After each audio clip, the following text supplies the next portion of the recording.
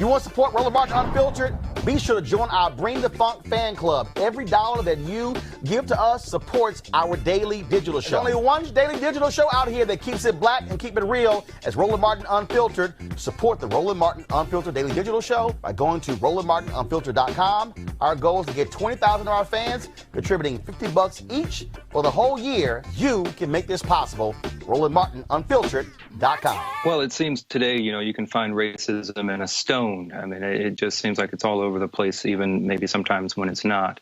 I'm not particularly familiar. What the hell does that mean? With this anchor. Well, that standards for racism are not what it used to be. You actually had to say something racist. Actually, first of all, you read the story when a white executive, David Friend, is saying in the story, first of all, that questioning someone who's black. When you have Peter Dunn who says he doesn't like the face of the black anchor. When they say that the black anchor, Yuki Washington, I don't like his jive talk. Why is he always dancing? When the black female anchor Brooke Thomas was there. How is that racist? How is saying jive talk racist? Are you serious? I mean, what I'm talking about is racist. Wait. Are you saying when a white, hold up, Lee, are you saying when a white male executive says, I don't like his jive talk, what the hell is that? So that was never in common use? Jive talk was never something black people said to each other? What the hell are you talking about? You don't want to... Hold on, stop. Are you being serious right now? Or are we being punked? No, I think you pick and choose. So we didn't say anything about Joe Biden talking about the word thugs, but if Trump uses the word thugs, somehow it's racist. Hold on, stop. Don't come on my show. No, Lee. Don't come on my show with bullshit. When Obama used the word thug, no, Lee, no. When Obama used the word thugs against Baltimore, he got his ass lit up. Don't even try that. You didn't say No, Lee. You're not going to shift this to Biden, Obama, and Trump. We gonna stay right here on CBS. I'm asking you, if a white boss says, I don't like his jive talk, you telling me that has no racial connotation? Do you know what jive talk means? Do you know what it means? Oh, my God. I mean, because we can say, oh, well, I don't like the fact that he's wearing a red shirt. Well, I guess somehow that makes the white person racist. Hold up. So when the white male boss says, I don't like her face to the black anchor, what is he talking about?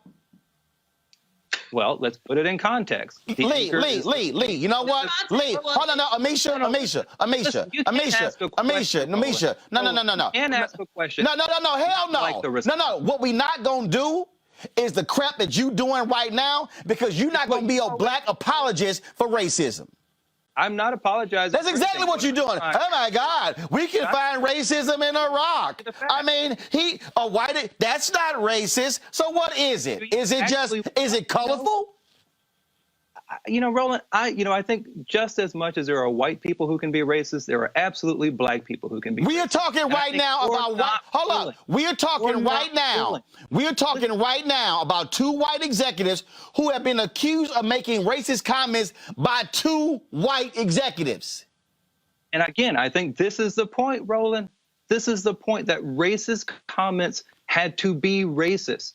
If black people can say something to another person, or if it was in common use at a particular time, somehow today it's racist when it was not racist before. Boy, bye. And I think we can anything. Boy, bye. I don't know. Lee, you could take that bullshit to somebody else's show. Lee, that's nonsense. Lee, it's utter nonsense. What you saying right now is absolutely, undeniably ridiculous. I have dealt with employment cases where I've worked on behalf of clients, whether that's a prison union, whether that's someone in a business. Comments like that do not rise to a level of actionable racism. Candace, you're a lawyer. Can you respond to this nonsense? Has she worked on employment cases? I have. I've got experience. Candace, go ahead. So in this particular case, when you are dealing with someone using racially filled tropes describing someone who is of color, that does amount to something, especially when you are threatening their job and taking them out of it because of that. Not only threatening, just in Yuki's case, but there was another woman who worked there who was removed after a few months. Producers don't work there who are African American. In the past 6 years, you've got 2 women who left high-paying jobs because they could not take the racism and misogynistic tone from higher-ups. So what we are saying is that there is a case that is being built. Evidence is coming forward, and this is why these men have been temporarily suspended from their position. So a case is being built. It hasn't gone to court yet, but there is evidence. Sure. The evidence is strong. And let me tell you, there are going to be more people that come to the hotline, more people that will be sharing their information and stories in order to build a case. This is what people said in the Me Too movement. Oh, nothing's going to happen. And look what happened. So Lee, let me ask you this question, Lee. You don't find it strange that in Philadelphia, that's 43% black, this station hasn't had a full-time news producer in 6 years? So I think the whole point of that question is bias. Actually, no. It's the bias question. Actually, I'm asking you a question. You have to look at the way that the question is phrased. You have to look at, it's not just 43 million people. It's how many people are qualified. No, it's not 43 million. It's 43%. Oh, 43%. It's how many people of that percentage are qualified. How many of them have journalistic degrees. You can't just throw out a number and say black people. You can't do you that. Actually wake up with this bullshit in your mind? I'm convinced, Roland, you know, I'm a 31-year member of the National Association of Black Journalists. Are you telling me, Lee, you say you in New York? You in New York, right? I am, yes. So if there was a law firm in New York that's a major law firm in New York City, which has the largest concentration of black people in America, and if that law firm was all white, it wouldn't ever occur to Lee to say, how y'all all white in New York City? Would Lee go, well, I think this is going to take into question whether any qualified black lawyers actually applied to work here at the firm? You're not going to say that, Lee. You're going to say, Roland, how in the hell y'all don't have any black lawyers here? So no, are you, that's not what or are you going to say, hey, just give me a group white hug, we good? Roland, I think what we have to realize is that when you make things about race that are not, hey, you Lee, look at how many people. If I see a room full of white lawyers and ain't nobody black, that ain't race? It's not, Roland, and I think that's the problem. It's just all white? It's not. It's just all white. How many people. For example, so let's take your legal field. Let's take your legal example. No. I'm gonna stick with the journalism. All I'm asking is this here: if I got an all-white newsroom, 6 years, not somebody left, we didn't replace him in a year. 6 years, no full-time black producers at all. You telling me that's not an indication we got a problem? Knowing full well that Philadelphia is one of the top 5 media markets in the country, and there are people all over the country eminently qualified who would love to work in Philadelphia. Are you telling me they ain't a problem? I'm telling you, you're looking for a problem where there may not be one. Again, look at the people qualified. Look at the application. Lee, that's stupid. Lee, that is so stupid. Lee, here's why it's stupid. Lee, let me ask you a question. Lee, let me ask you a question. You don't want the answer. Lee, I'm a question. Have you ever sat down with television headhunters? I can tell you that I've been in boardrooms. No. I asked you specifically. I can tell you. No, Lee. Answer my question. Has Lee ever sat down with television headhunters? No. I have. But that's not indicative of racism. Wait. It's not. I have. 19. Do you want to respond? Lee. I am educating you about my business, which you know nothing about. And I'm educating you on reality. 1990, board meeting of the National Association of Black Journalists. We had a meeting with the top headhunters for television. Frank Maggot, all of them. They said, oh my God, we just have difficulty finding qualified black producers. The nonsense you just said. Sitting to our right was Callie Crossley. Callie Crossley was the top producer for medicine at ABC's 2020. Callie Crossley, Oscar-nominated producer for Eyes on the Prize. Callie Crossley then said, how many do y'all need? They said, well, what do you mean? She says, y'all said y'all can't find any. She says, how many do you need? Give me your category of. This is exactly I'm not done. What I'm I not meant. done. She said, give me your category of, do you want 5 years experience, 10 years experience, 15 years experience, 20 years experience? So Lee, when you say, oh my God, did any qualified actually apply? Yes.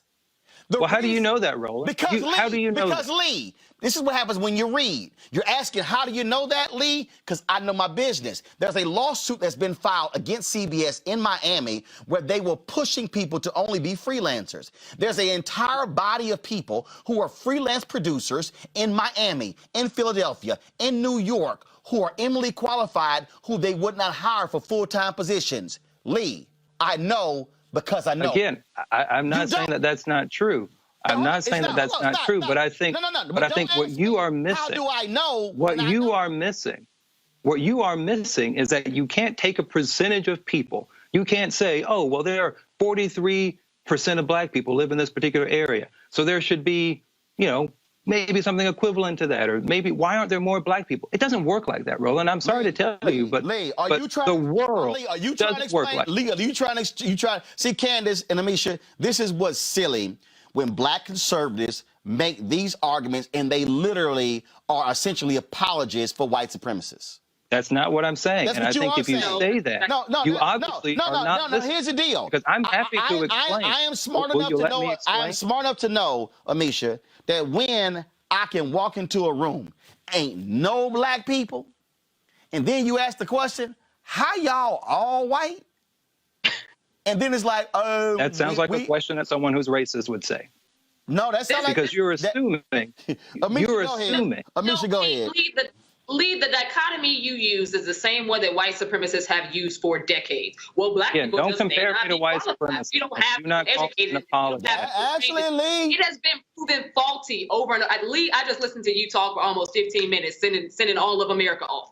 So apparently please, you haven't learned anything. Anyhow, what we have heard time and time again from people who do not want to hire black people is that they cannot find qualified black people. That has been proven faulty time and time again. As a fellow member of NABJ and somebody who has worked in various news stations, what I have seen is talented black person after talented black person not get the same type of review as you would somebody who is not black. Black people who've been told, oh, you can't come on because you don't have a certain look, which means that look is your skin tone. So when you look at something like what we saw at CBS, where they're talking about jiving and dancing and all of that, I have no understanding in my head as to why you as a black man don't understand how that's offensive. But, you know, flow by your own boat.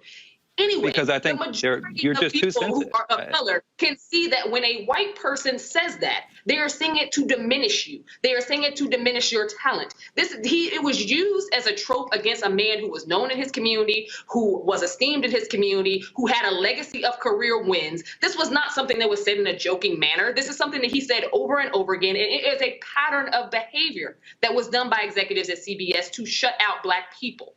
And I think that for a black man to sit up here, regardless of what political stripe you are, you may be a conservative, fine and good, whatever, but you cannot, in good faith, be here and talk as though racism does not exist in these situations. You cannot argue let me tell you that. Wait, Amisha, go ahead.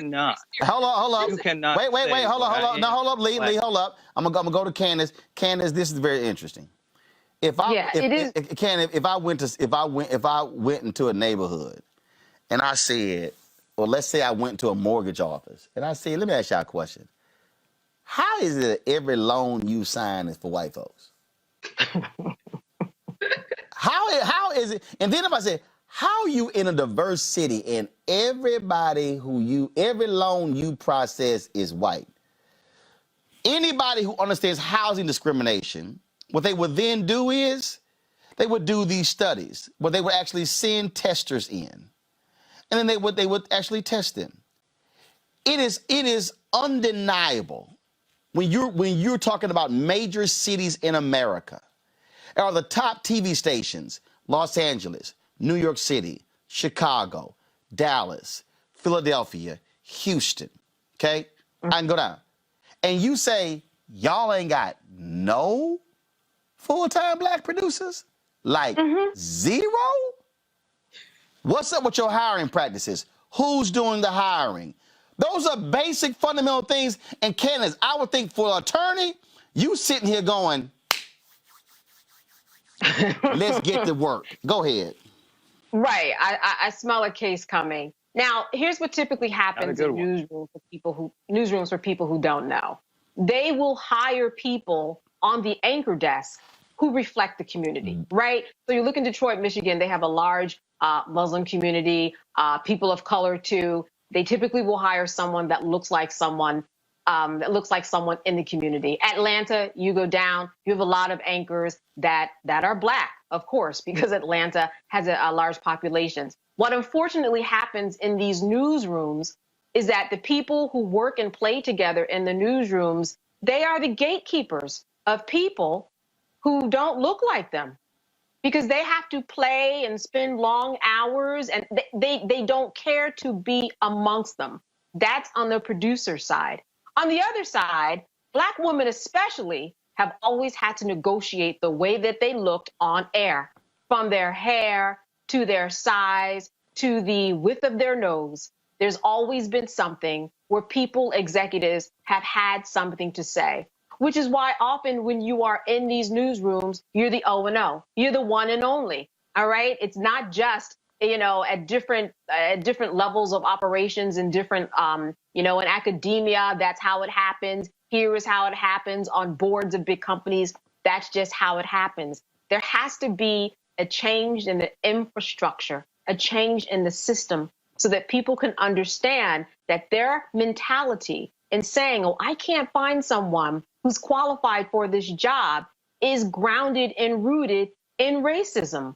Lee, I have said to you before, I would like the key to the parallel universe that you are in. It seems rather you're living in it. No, wait now. Finish your comment, Candace. Go ahead, Candace. It's real. All right, Lee, you guys, Lee, wait, you got 60 seconds, and then I got to end the show. Go. You know, as someone who, is an attorney, I mean, you should know that's just not how it works. I mean, you don't have boardrooms, you don't have law offices that are flowing with black people or not because it's racism. That's not the reality. And Amisha, I'm sorry to tell you, but you're going to have to open up a book or read the news or something, because that's not what's happening in the real world. I've worked in news. Trust me, I have my understanding. I've worked in presidential administration. Don't try to check me. And I can tell you, Amisha, that you still have a lot of work left to do, because when everything is racist, you need to learn about critical race theory. You need to learn your place. The large picture. When everything is about race, and Amisha, I'm sorry to tell you, but that's what you're making it. You're making everything about race, even when it's not. Disgust me, and I'm going to tell you why. Because for you, it's not racism unless you get the N-word. Hold on, one second. Hold up, 1 second. Lee, hold up. Lee, hold up. Wait. Lee, I'm giving you 20 seconds. Amisha will have 30 seconds to respond. Candace will have 30 seconds to respond, and then I'm into the show. Go. I'm saying, as a black man, I have no problem calling out racism when it happens, when it exists, when it happens. But when we jump on every single thing because someone said one comment or because someone thought of something, that's not racism. And we're taking it too far. Justice Scalia said in an opinion that these comments are going to equivalent or equate to living in a society with civilians. 20 seconds is up. Amisha, go. Amisha, go. Lee is one of those conservatives who feels as though unless the N-word is said or a cross is burned in your yard, it's not racism. I've heard this time and time again from Caucasian conservatives, and I think that Lee has swallowed he has drank the Kool-Aid there, and he is here spewing that same stuff. It's depressing, it's frustrating, but it's more of the same when it comes to conservatives denying that racism exists. Candace, go. Lee, if you had told Anisha in the middle of a workroom that the three of us worked in that she needed to read a book or open up a newspaper, you would be fired, and I would make sure that it would happen. And I could tell you that I would have a very good loss. That is it for us. All right, folks, back to our Roland Martin Unfiltered video in just one moment. It's time to be smart. When we control our institutions, we win. This is the most important news show on television of any racial background. Y'all put $2, $3, $4, $5, $10, $15, $20, $30 on this and keep this going. What you've done, Roland, since this crisis came out in full bloom. Anybody watching this, tell your friends. Go back and look at the last 2 weeks, especially of Roland Martin Unfiltered. I mean, hell, go back and look at the last 2 days. You've had sitting United States senators today, Klobuchar and Harris. Whatever you have that you can bring to Roland Martin Unfiltered to support it, please do, because this information may literally save your life.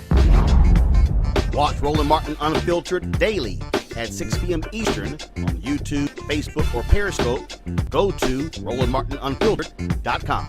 Support the Roland Martin Unfiltered Daily Digital Show by going to RolandMartinUnfiltered.com. Our goal is to get 20,000 of our fans contributing $50 each for the whole year. You can make this possible. RolandMartinUnfiltered.com.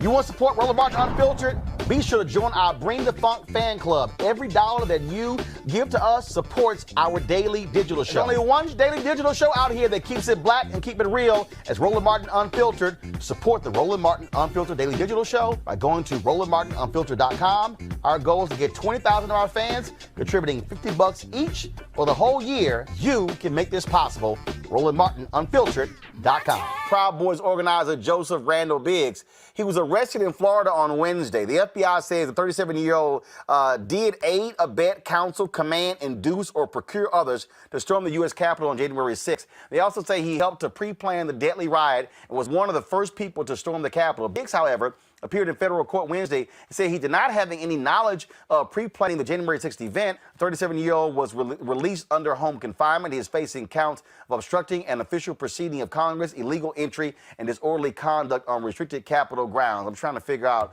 how in the hell you get released on home confinement. Then, of course, there's the white woman There's a white woman out of Texas who chartered the plane to fly to D.C. Now her ass on PayPal begging for donations because, remember, she also released a video begging Trump to give her and others a pardon. See, this is the thing, Erica. These fools, they literally thought Trump was going to pardon their ass. They thought they were going on a field trip. Now by getting arrested, they're like, damn, this thing's serious. Yeah. Yeah. And being months about when your dumb ass stormed the Capitol and beat cops and tossed side barricades and steal podiums and laptops and going to afford a House and a Senate, your ass might be in trouble. Just a little bit, especially when there are hundreds and thousands of videos and that you live stream.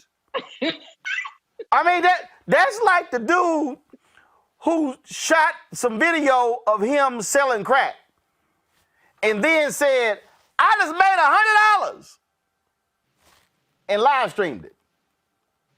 Yeah.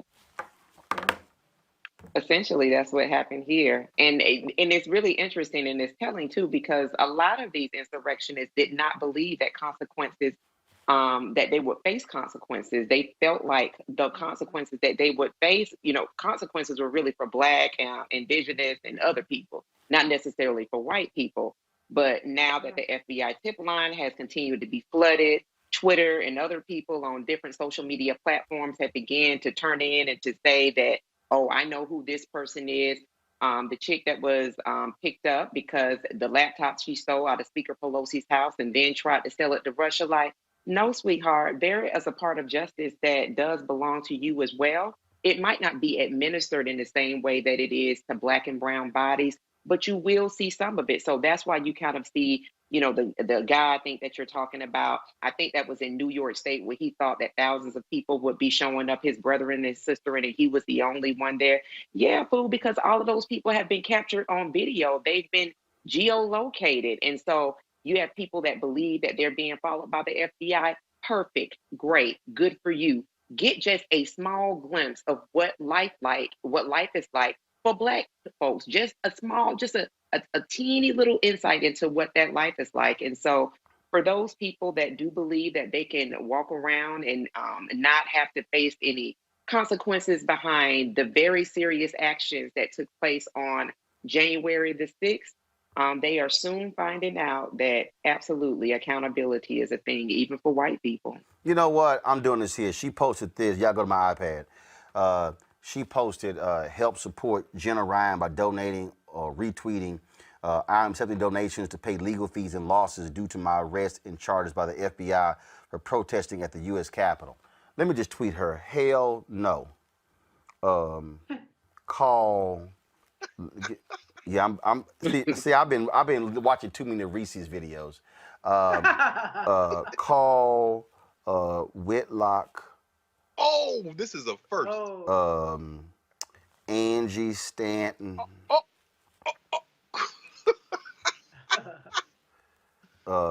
Let's see here. Oh, Bruce Lavelle.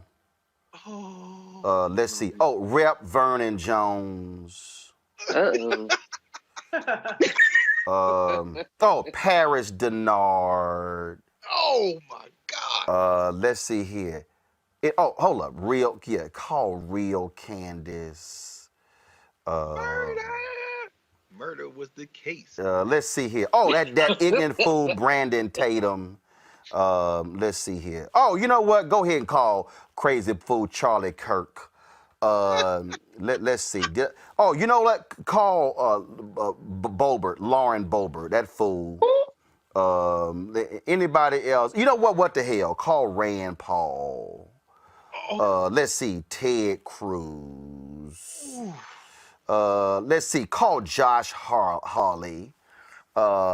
Yeah. Anybody else? I should tweet too. You know what? Somebody. Hey, thank you, YouTube. Thank you, Zach Attack. Hit Diamond and Silk.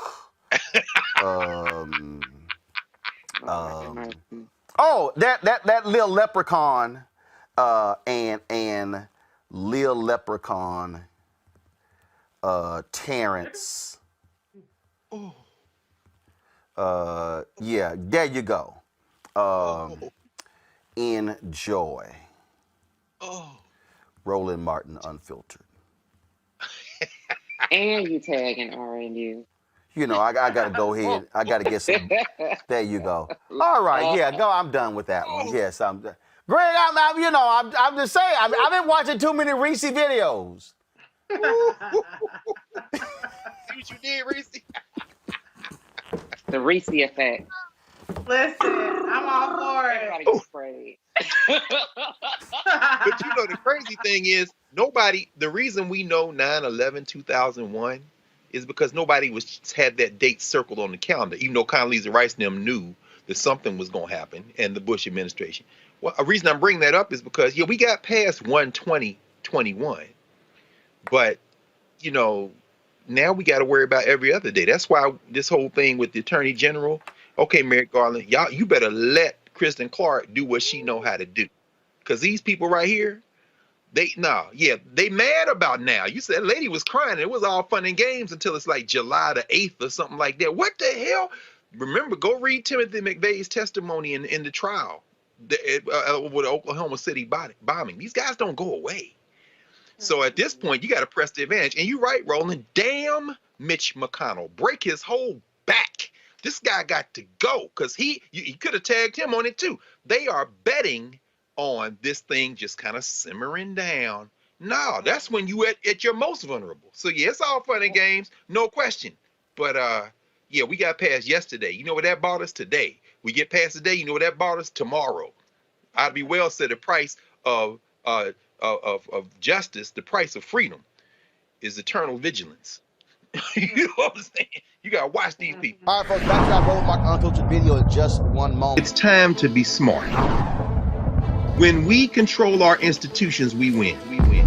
This is the most important news show on television of any racial background. Y'all put $2, $3, $4, $5, $10, $15, $20, $30 on this and keep this going. What you've done, Roland, since this crisis came out in full bloom.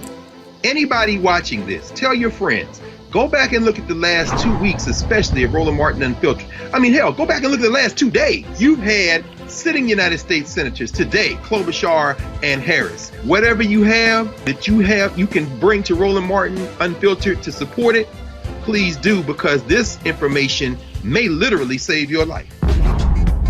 Watch Roland Martin Unfiltered daily at 6 p.m. Eastern on YouTube, Facebook, or Periscope, or go to RolandMartinUnfiltered.com.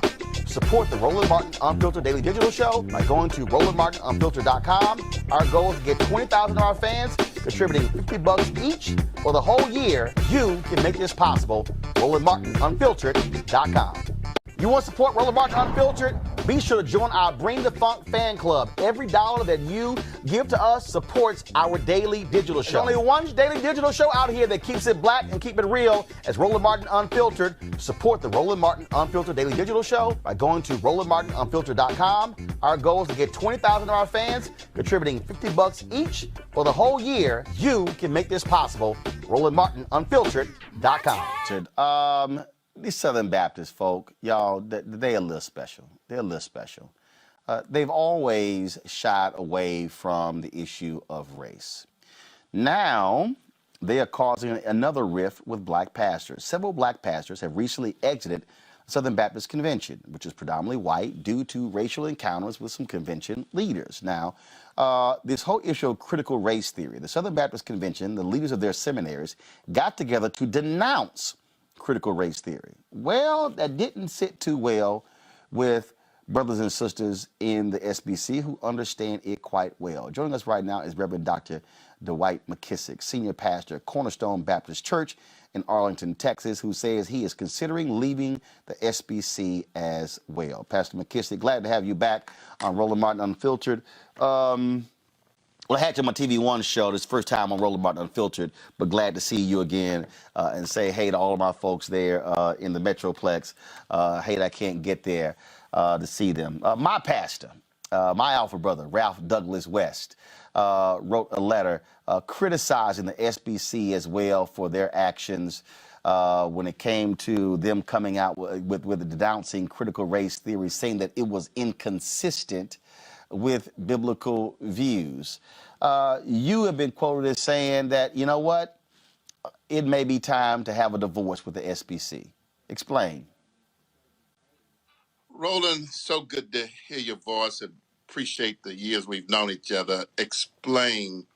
We were all blindsided by the action of the Southern Baptist Convention presidents. We didn't see this coming. We don't know what motivated this, in as much as they did not denounce the Proud Boys, the lost cause theory.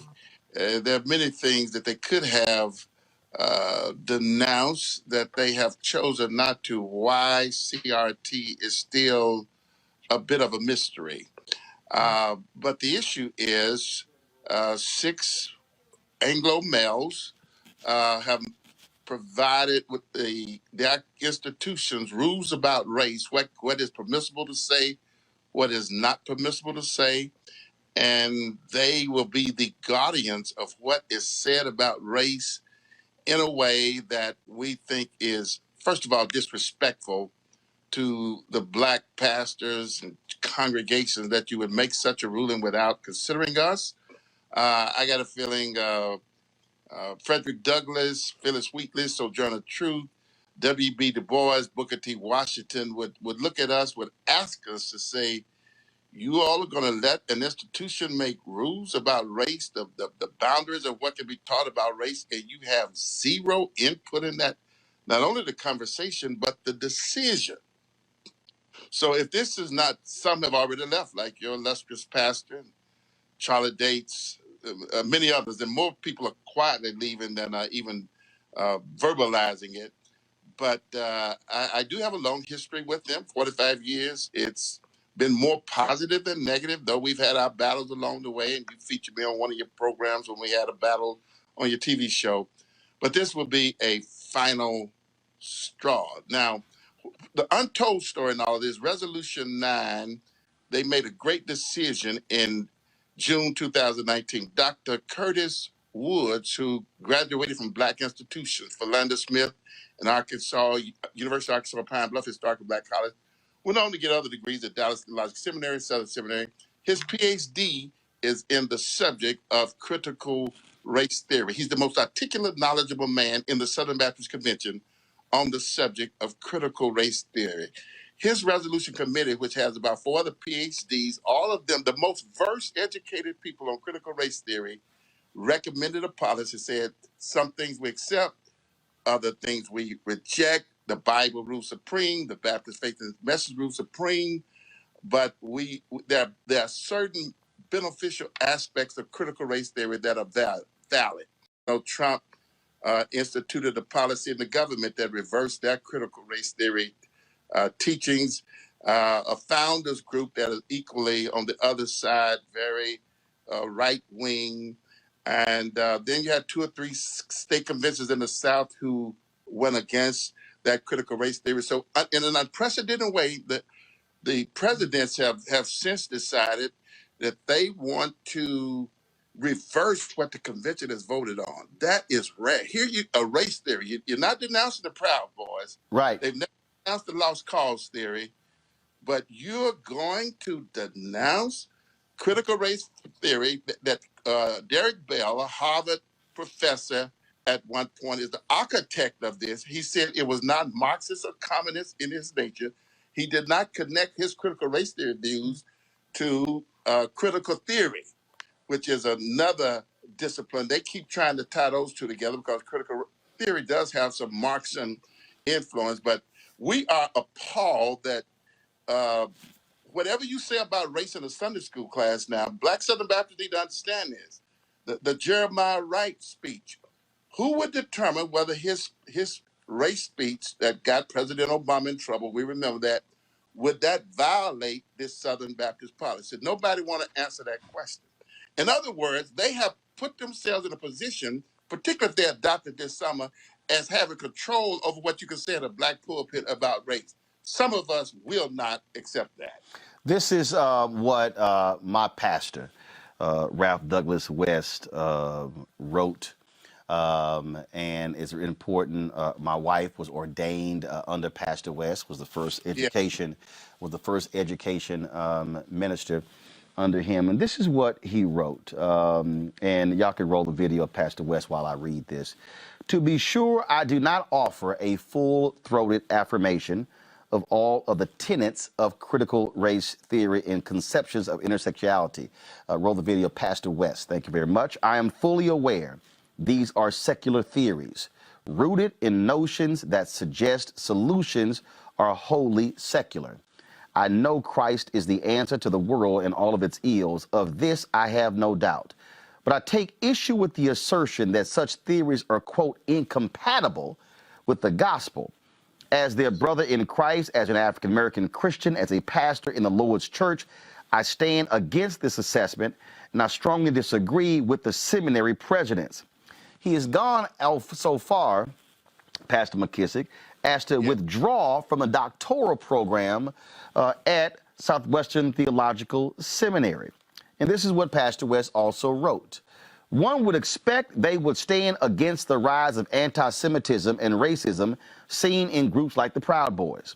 They would stand against police violence against black bodies and stand in solidarity with the black community.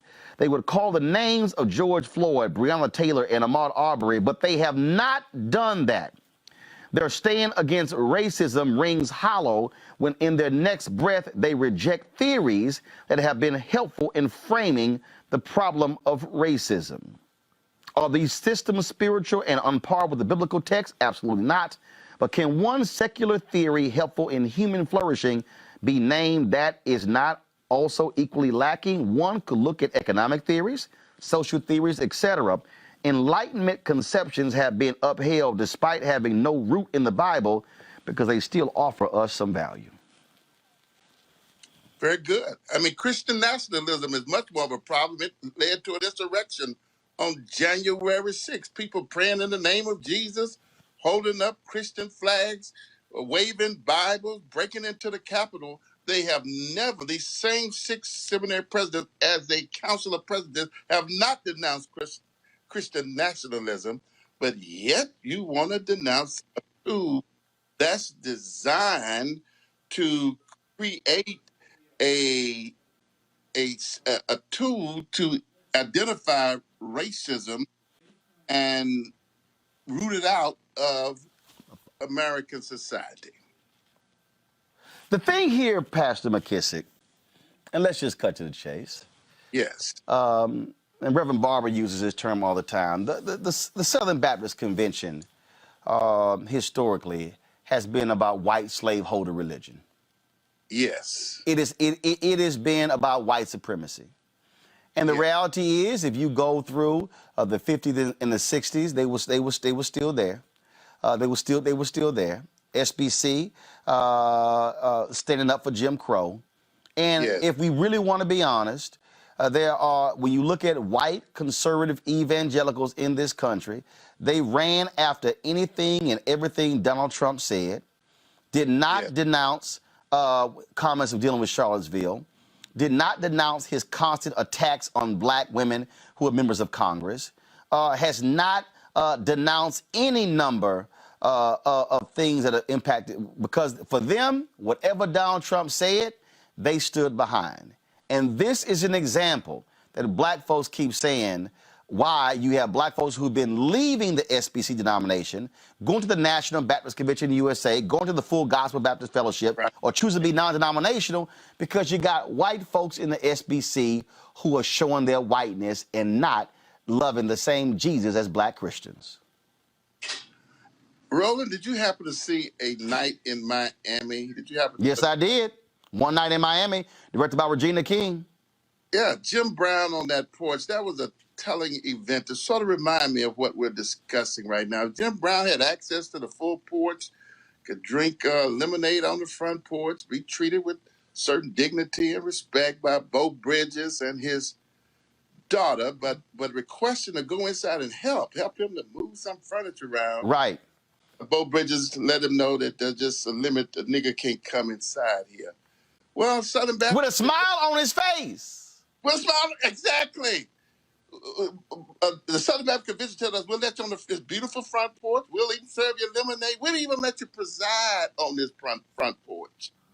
But, you know, come in the house and rearrange furniture. You will not come in the guts of this place. We will set the rules about race, the parameters, the doctrine on race, and declare it incompatible with the Baptist faith and message, which means that we determine what you're saying about race is wrong. You have just become a heretic. Dude, hey, Pastor McKissick, whoever's with you, let them know we can't see the messages popping up on the phone. They don't need to keep putting the finger across the screen. So what's popping up is not showing up on the screen. So don't worry about it. People think it is, it's not. I appreciate that. All right, go right ahead. And so, yeah, that's where we are. The message they're sending to us is that you will never have full equality in the SBC. You can have the porch. We'll treat you nice on the porch.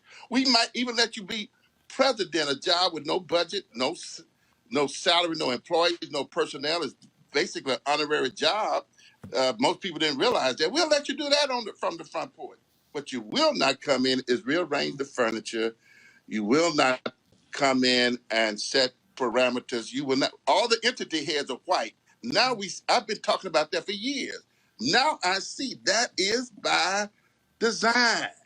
If we won't even let you have input into a policy we make, we're surely not going to put you in charge of presiding the policy, which means if I have a Sunday school teacher or literature, all literature that rolls out from the SBC will be filtered through this policy that says critical race theory, even the good aspects of critical race theory, will not be tolerated or accepted. So Black churches have put themselves in a position now where when the 9 entities send us literature, it has been had to be approved and its parameters were set by somebody who didn't look like us.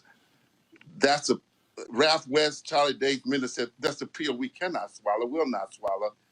And some asking me, why are you waiting to June? That's a very good question. I'm hope for a miracle, but they are overturning, don't miss this, Roland, PhD, Curtis Morris, smartest Black man on this issue in the entire convention, not of our race, period.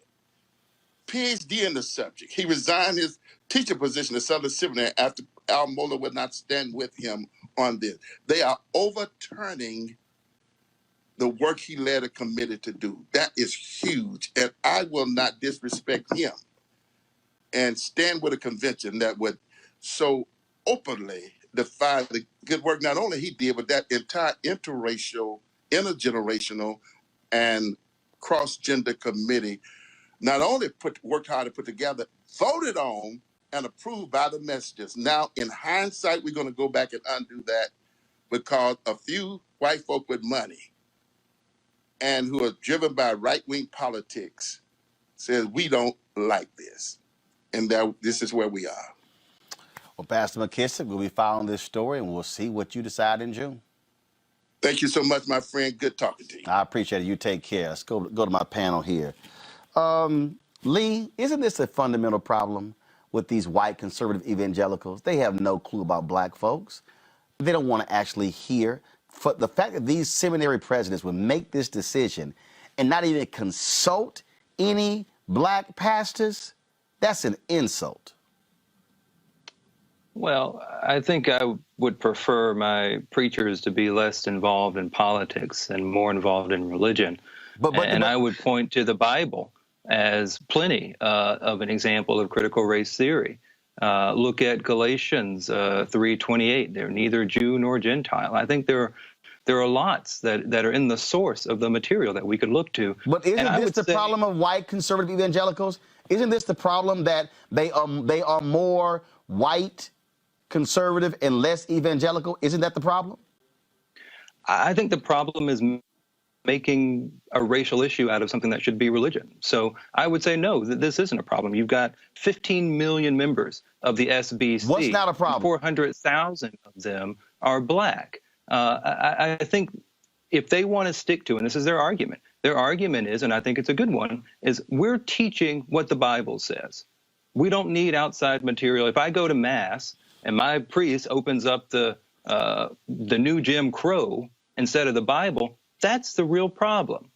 The real problem is not a focus on religion, on the text, on the words of the scripture. That's something that we should encourage. And to seem somehow that we have to bring in critical race theory, which I have, my graduate work before I went to law school is in women and gender studies. So I have a very storied background in critical race theory. I'm very well aware of what it teaches, and I don't think it's the place in the church.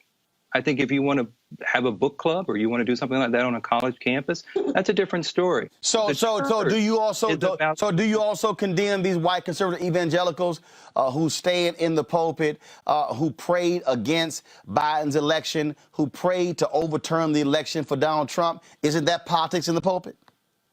Oh, no, I agree. I mean, I definitely don't think, again, I don't care what color you are, although it seems to be that we have to make it about white versus black. No, Lee. We don't make it about white versus black. They make it about white versus black, Amisha. And they always have. Like, Lee, I don't know you personally, but this whole argument has been, quite frankly, disgusting. And I say that because the white evangelical church in this country has, for the longest, since its inception, divided America. The most divided place in America is the church on Sunday. And what we know is taught by and what they stand by in the white evangelical church for the longest has been everything that is against diversity. We know that many of them also stood part and parcel to the KKK, anti-civil rights. They were largely the people who stood by holding slaves. And today they're largely people who were also found leading this insurrection. So let's not pretend like this is anything different. We saw Paula Wright. We saw, Liberty University leaders who are now, gone off in some stage of infamy. We've seen this time and time again from evangelical leaders of the white church who have never come to grips with the issue of race. They don't want to have the conversation. They want to shut anybody else down who does, but they have absolutely no problem in standing by when discriminatory laws pass and actually pushing them themselves. Like, this is something that really matters. And I think as someone, me, who went to Belmont University, which is a very large Christian university in the South that used to be run by the Southern Baptist Convention, they broke away from them because they refused to have anyone on the board of the university that was a person of color. That is how, and that was in 2009. This is what we are looking at when we're talking about the Southern Baptist Convention. These are people who within their grain, a lot of their leadership has very racist tendencies, and there's no other way around it. We can argue that they need to be taught better. Maybe they just need to understand. But to be honest, many of them have blinders on, and critical race theory can be helpful. I would like to hear Republicans not talk about it like it's some type of antithesis to America or an antithesis to democracy, because race isn't antithetical to democracy. What it is part of our culture. It's part of our country. We need to have these discussions because the microaggressions, the racism, the white supremacy, those are things that have been in this country since its inception and show no real signs of stopping. Us ignoring it and not wanting to have that conversation and not face it and not pushing the religious leaders who have benefited off of it for years is ignorant. And I think that at this point, we need to make them face the music because they have no problem in standing up and using the Bible to push a lot of their racist narratives. And they have done it for decades. Anybody can pull out a verse from Matthew, Mark, Luke, or John, or anything in the Old Testament and still be absolutely fine with certain levels of discrimination across this country. And I think, quite frankly, that is disgusting and sick and is antithetical to the teachings of... One second, Candace. For hundreds of years, the church has been a place where people have come and galvanized to deal with issues of race. This is really no different. The systematic racism that exists is something that the SBC should take seriously. But as you mentioned, Roland, they have a history of being the antithesis of a group that should be supporting people to make sure that they are treated equally. Now, I do agree in a way with Lee on some points in that they can look to the Bible for several examples. That's what's getting away from me. And that if they are the SBC, whose mission is what they say it really is, and if they're going to abide by it, then they should look to the Bible to see that there is one human race and that the Bible does not separate by anything, not by race, not by sex. Okay. And so that when we look at what the Bible says, it's just inexcusable why they can't even use that basis to form critical understanding around critical race theory or this whole idea of systematic racism within America. There's no reason why they shouldn't be addressing it. That has been a part in a history of who they were and are. I'm not sure why they're stopping now. Well, it's very simple. If you don't even have the decency to talk to black pastors before you release a statement on critical race theory, that means you have a severe blind spot when it comes to race. All right, folks, back to our Roland Martin Unfiltered video in just one moment. It's time to be smart. When we control our institutions, we win. This is the most important news show on television of any racial background. Y'all put $2, $3, $4, $5, $10, $15, $20, $30 on this and keep this going. What you've done, Roland, since this crisis came out in full bloom. Anybody watching this, tell your friends. Go back and look at the last 2 weeks, especially of Roland Martin Unfiltered. I mean, hell, go back and look at the last 2 days. You've had sitting United States senators today, Klobuchar and Harris. Whatever you have that you can bring to Roland Martin Unfiltered to support it, please do, because this information may literally save your life. Watch Roland Martin Unfiltered daily at 6 p.m. Eastern on YouTube, Facebook, or Periscope, or go to RolandMartinFiltered.com. Support the Roland Martin Unfiltered Daily Digital Show by going to RolandMartinUnfiltered.com. Our goal is to get 20,000 of our fans contributing $50 each for the whole year. You can make this possible. RolandMartinUnfiltered.com. You want to support Roland Martin Unfiltered? Be sure to join our Bring the Funk fan club. Every dollar that you give to us supports our daily digital show. There's only one daily digital show out here that keeps it black and keep it real. It's Roland Martin Unfiltered. Support the Roland Martin Unfiltered Daily Digital Show by going to RolandMartinUnfiltered.com. You can make this possible. White domestic terrorism is the biggest issue facing this country, according to the FBI, when it comes to the issue of terrorism. Yesterday, President Joe Biden's domestic policy advisor, Susan Rice, talked about the issue of domestic terrorism when Biden revealed a number of executive orders, those dealing with racial equity. Watch this. We have seen, and it's been plain for all Americans on their television sets, just how serious a problem we face from nationalists and white supremacists who have demonstrated willingness to resort to violence in some instances. And that is why the president has ordered the intelligence community to compile a comprehensive assessment of the nature of this threat and challenge and its origins and roots, and thus provide policymakers with inputs that will be very important to address this challenge. The National Security Council has set up a capacity within the NSC to focus on domestic violent extremism and to ensure that we are within the White House and within the interagency coordinating efforts to craft and implement policies that will address this. So we're taking it quite seriously. Let's go to our panel. A. Scott Bolden, former chair, National Bar Association Political Action Committee. Robert Portillo, Executive Director, Rainbow Push Coalition, Peachtree Street Project. And we'll be joined by Monique Presley, Crisis Manager and Legal Analyst. Robert, I'll start with you.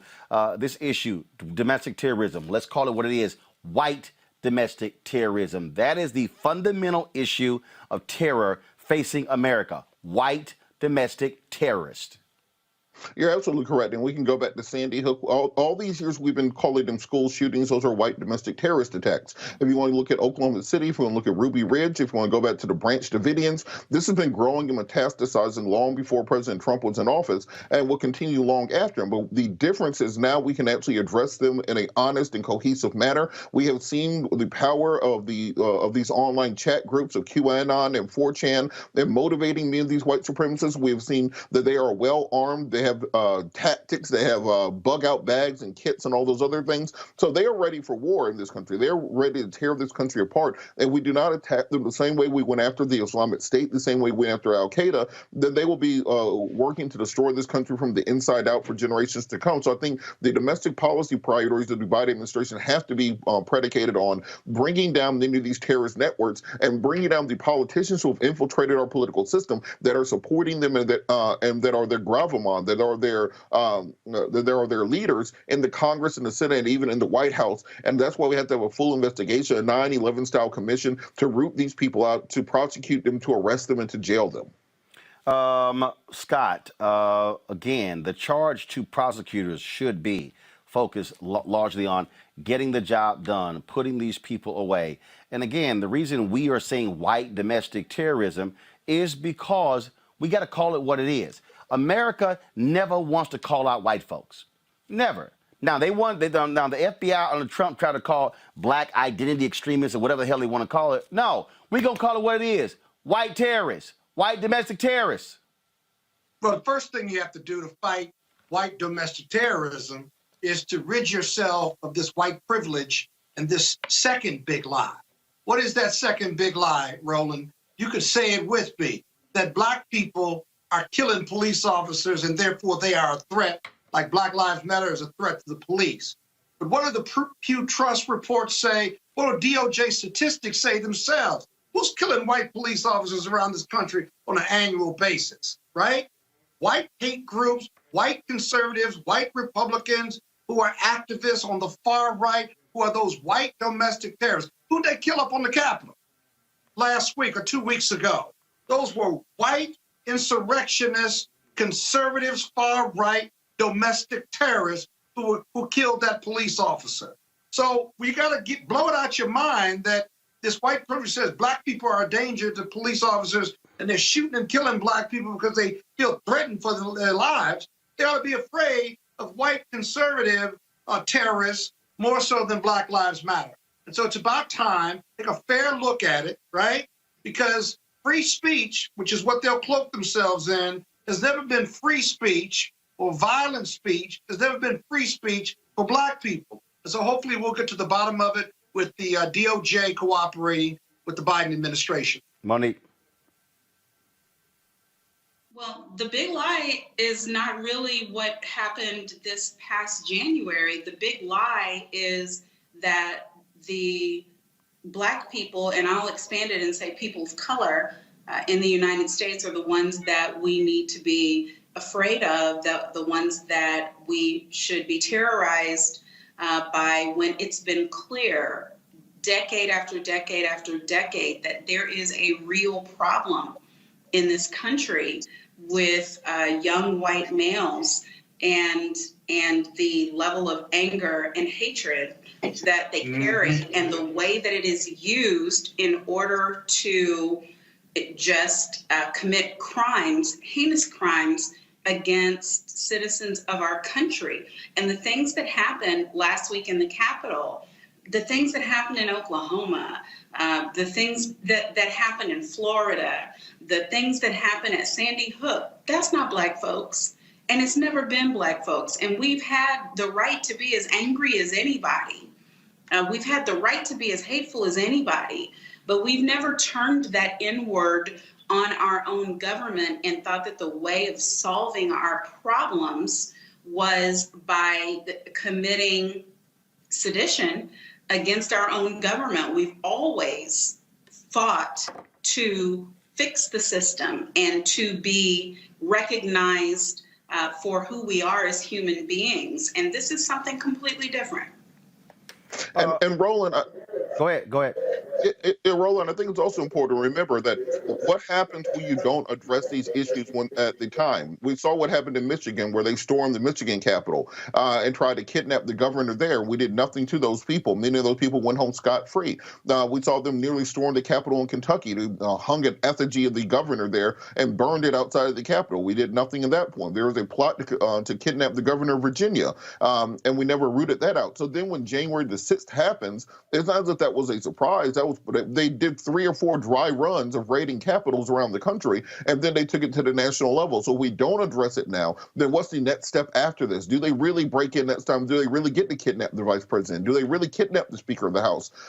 Do we see ourselves go from an actual republic into a military police state trying to put down domestic terrorist insurrections year after year? So it's very important and crucial not to make this a campaign or an election issue, not to make it a partisan issue, but everybody should be on board with this effort to break down these terrorist networks. That is the case, and again, but you got to call it what it is. And too often, major media doesn't want to do that. White folks don't want to do that. And I can guarantee you, if there were a bunch of Muslims or black people walking around, they will be calling them Muslim terrorists, black terrorists. That's what they would be doing. And we all know it. We all know it. All right, folks, back to our Roland Martin Unfiltered video in just one moment. It's time to be smart. When we control our institutions, we win. This is the most important news show on television of any racial background. Y'all put $2, $3, $4, $5, $10, $15, $20, $30 on this and keep this going. What you've done, Roland, since this crisis came out in full bloom. Anybody watching this, tell your friends. Go back and look at the last 2 weeks, especially of Roland Martin Unfiltered. I mean, hell, go back and look at the last 2 days. You've had sitting United States senators today, Klobuchar and Harris. Whatever you have that you can bring to Roland Martin Unfiltered to support it, please do, because this information may literally save your life.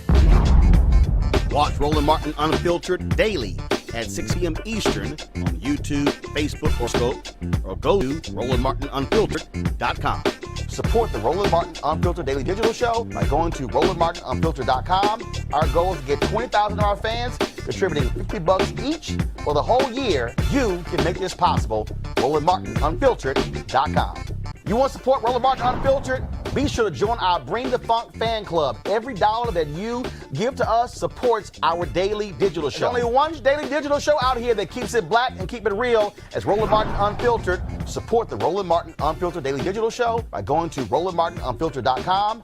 You can make this possible. Folks, disturbing video depicting a school resource officer body slamming a 16-year-old Black Liberty High School student in Kissimmee, Florida has gone viral. Within the video, which begins with the slam, the student appears to be unconscious after being hurled to the ground. The officer, who is a sheriff's deputy, proceeds to handcuff the student as several classmates watch in shock. The incident reportedly began with the officer attempting to de-escalate a fight amongst students. We can go ahead and roll it. The Osceola County Sheriff's Department is investigating the matter to determine whether the officer followed protocol by using the minimal amount of force necessary to handle the situation. This is the video. Oh! Oh! Oh my! Oh my God!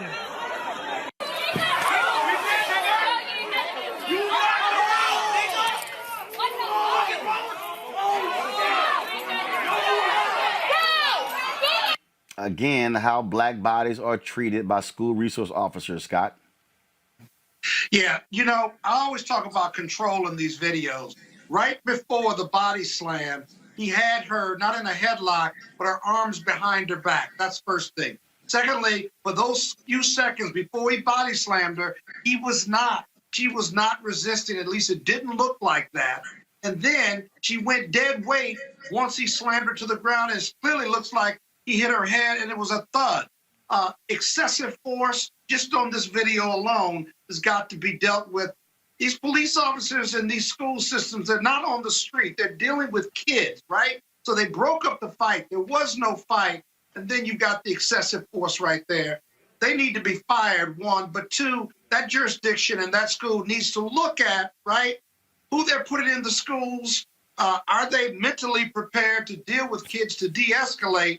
But body slamming a young black woman, a 16-year-old, because you're breaking up a fight after the fight was broken up. She didn't have a weapon, and she certainly wasn't resisting. Completely uncalled for. That's why I don't understand, Monique, that if you're breaking up, if you're trying to de-escalate a fight, I don't understand why you simply, if I'm a bigger guy and I'm dealing with a 16-year-old girl, I have the ability to simply extend my arm and say, and push somebody back or whatever. Right. But to go to extent, I'm going to body slam you and slap cuffs on you? Come on. Yeah. And she was so small Monique? build, a young black girl. She was not a huge woman. Monique? It wouldn't have happened with a 50-year-old white woman. So it's not to me. I understand. I agree with everything that my brother Scott said, but it's not about what they were permitted to do, what would have been justified, what force was reasonable. They do not view us as human. Our black bodies are not of value or of worth. The manner in which they respond to us, whether we are fighting with each other, whether we are a threat by a slant eye, whether we are behind a wheel, it is all about what you can do with chattel, not what you can do with humans. And so the analysis is not about, in this instance, and I love the law, but it's not about the law, because they know the law and they're not applying it, because when they see my skin, they calibrate differently and think that whatever it is they're doing in that circumstance is okay. And that's what has to change. Robert. Well, you know, in cases like this, I always have a hypothetical that I put before juries, which is, imagine this girl in this case, instead of being a 16-year-old African-American, is a little white girl in a cheerleading outfit named Lily White. And if you saw a police officer body slam her and knock her unconscious, that would be the lead story on every single news agency right now around the country. There will be Nancy Grace will be down there, Laura Ingraham will be down there. They will be doing deep dives into this officer's background. But because it's just a black person, the overcriminalization of African Americans in this country continues until this day. Because when you dehumanize people, remember that was the entire point of the 3/5 compromise. That was the entire point of chattel slavery, to dehumanize to the point where you do not need to give them any rights. You do not need to treat them as humans. This officer, that was a little white girl named Lily White in a cheerleading outfit, he would not have walked off of school property before being fired. There will be no need for an investigation. There will be no questions asked. There'll be they will have her on Good Morning America tomorrow morning crying with Robin Roberts. That's what happens, and that's the difference. I want people to, they always say we're playing the race card. Well, if you don't want people playing the race card, stop beating up black people. That's the easiest way around the situation. If you don't like to hear about racism, stop being racist. So we have to start, we have to take these cases seriously. We have to go after, and this is why this question of qualified immunity is so important, because that young woman should be able to bankrupt that cop. Not just bankrupt him now, take his house, take his car, take his pension, take his children's college fund, take his boat, take everything that this man has from now to the day he dies and for 2 generations after that.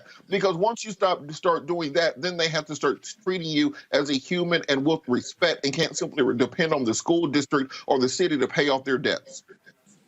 Yeah, and Roland, that's not the first video we've seen where the police have just kind of walked up and body slammed somebody. You have a video of an older kind of homeless man that was in a field talking to the police, and then the sergeant just got out of the car, walked up, wasn't part of the conversation, and just body slammed this brother, where he started crying and was asking, what did I do? What did I do? So it's not uncommon that that's that police move when you're standing there having a conversation, whether you're asserting your rights or not. It's just completely inappropriate. That standard of review that Kamala Harris's legislation has, instead of reasonable force, the standard of review, the federal standard of review, what it should be is necessary force. That force he used in that video was completely unnecessary. And we certainly will see what the investigation reveals, which likely they will probably say, and we'll let them off. All right, folks, back to that Roland Martin Unfiltered video in just one moment. It's time to be smart. When we control our institutions, we win. This is the most important news show on television of any racial background. Y'all put $2, $3, $4, $5, $10, $15, $20, $30 on this and keep this going. What you've done, Roland, since this crisis came out in full bloom. Anybody watching this, tell your friends, go back and look at the last 2 weeks, especially of Roland Martin Unfiltered. I mean, hell, go back and look at the last 2 days. You've had sitting United States senators today, Klobuchar and Harris. Whatever you have that you can bring to Roland Martin Unfiltered to support it, please do, because this information may literally save your life. Watch Roland Martin Unfiltered daily at 6 p.m. Eastern on YouTube, Facebook, or Periscope, or go to RolandUnfiltered.com. Support the Roland Martin Unfiltered Daily Digital Show by going to RolandMartinUnfiltered.com. Our goal is to get 20,000 of our fans contributing $50 each for the whole year. You can make this possible. RolandMartinUnfiltered.com. You want to support Roland Martin Unfiltered? Be sure to join our Bring the Funk fan club. Every dollar that you give to us supports our daily digital show. There's only one daily digital show out here that keeps it black and keep it real. As Roland Martin Unfiltered. Support the Roland Martin Unfiltered Daily Digital Show by going to RolandMartinUnfiltered.com. You can make this possible. The National Association of Black Journalists is calling for the immediate termination of 2 top CBS officials, the president of CBS stations, Peter Dunn, and his senior vice president of news, David Friend. These are their photos. Last night, NABJ held a meeting with top brass at CBS after an LA Times article was released Sunday morning detailing the racist and toxic work environment at the company, including racist misconduct by both Dunn and Friend. Now, after confirming the reports with members who work for the network, for the actually CBS owned and operated stations, NABJ ordered this release. I was a part of that phone call. I'm the vice president for digital for the National Association of Black Journalists, and we laid out that nothing can happen until Dunn and Friend are both fired. We're going to talk about this story now with Meg James. She's a staff writer for the Los Angeles Times who wrote this story in a moment. Folks, it is a shocking and stunning story that lays out a number of issues.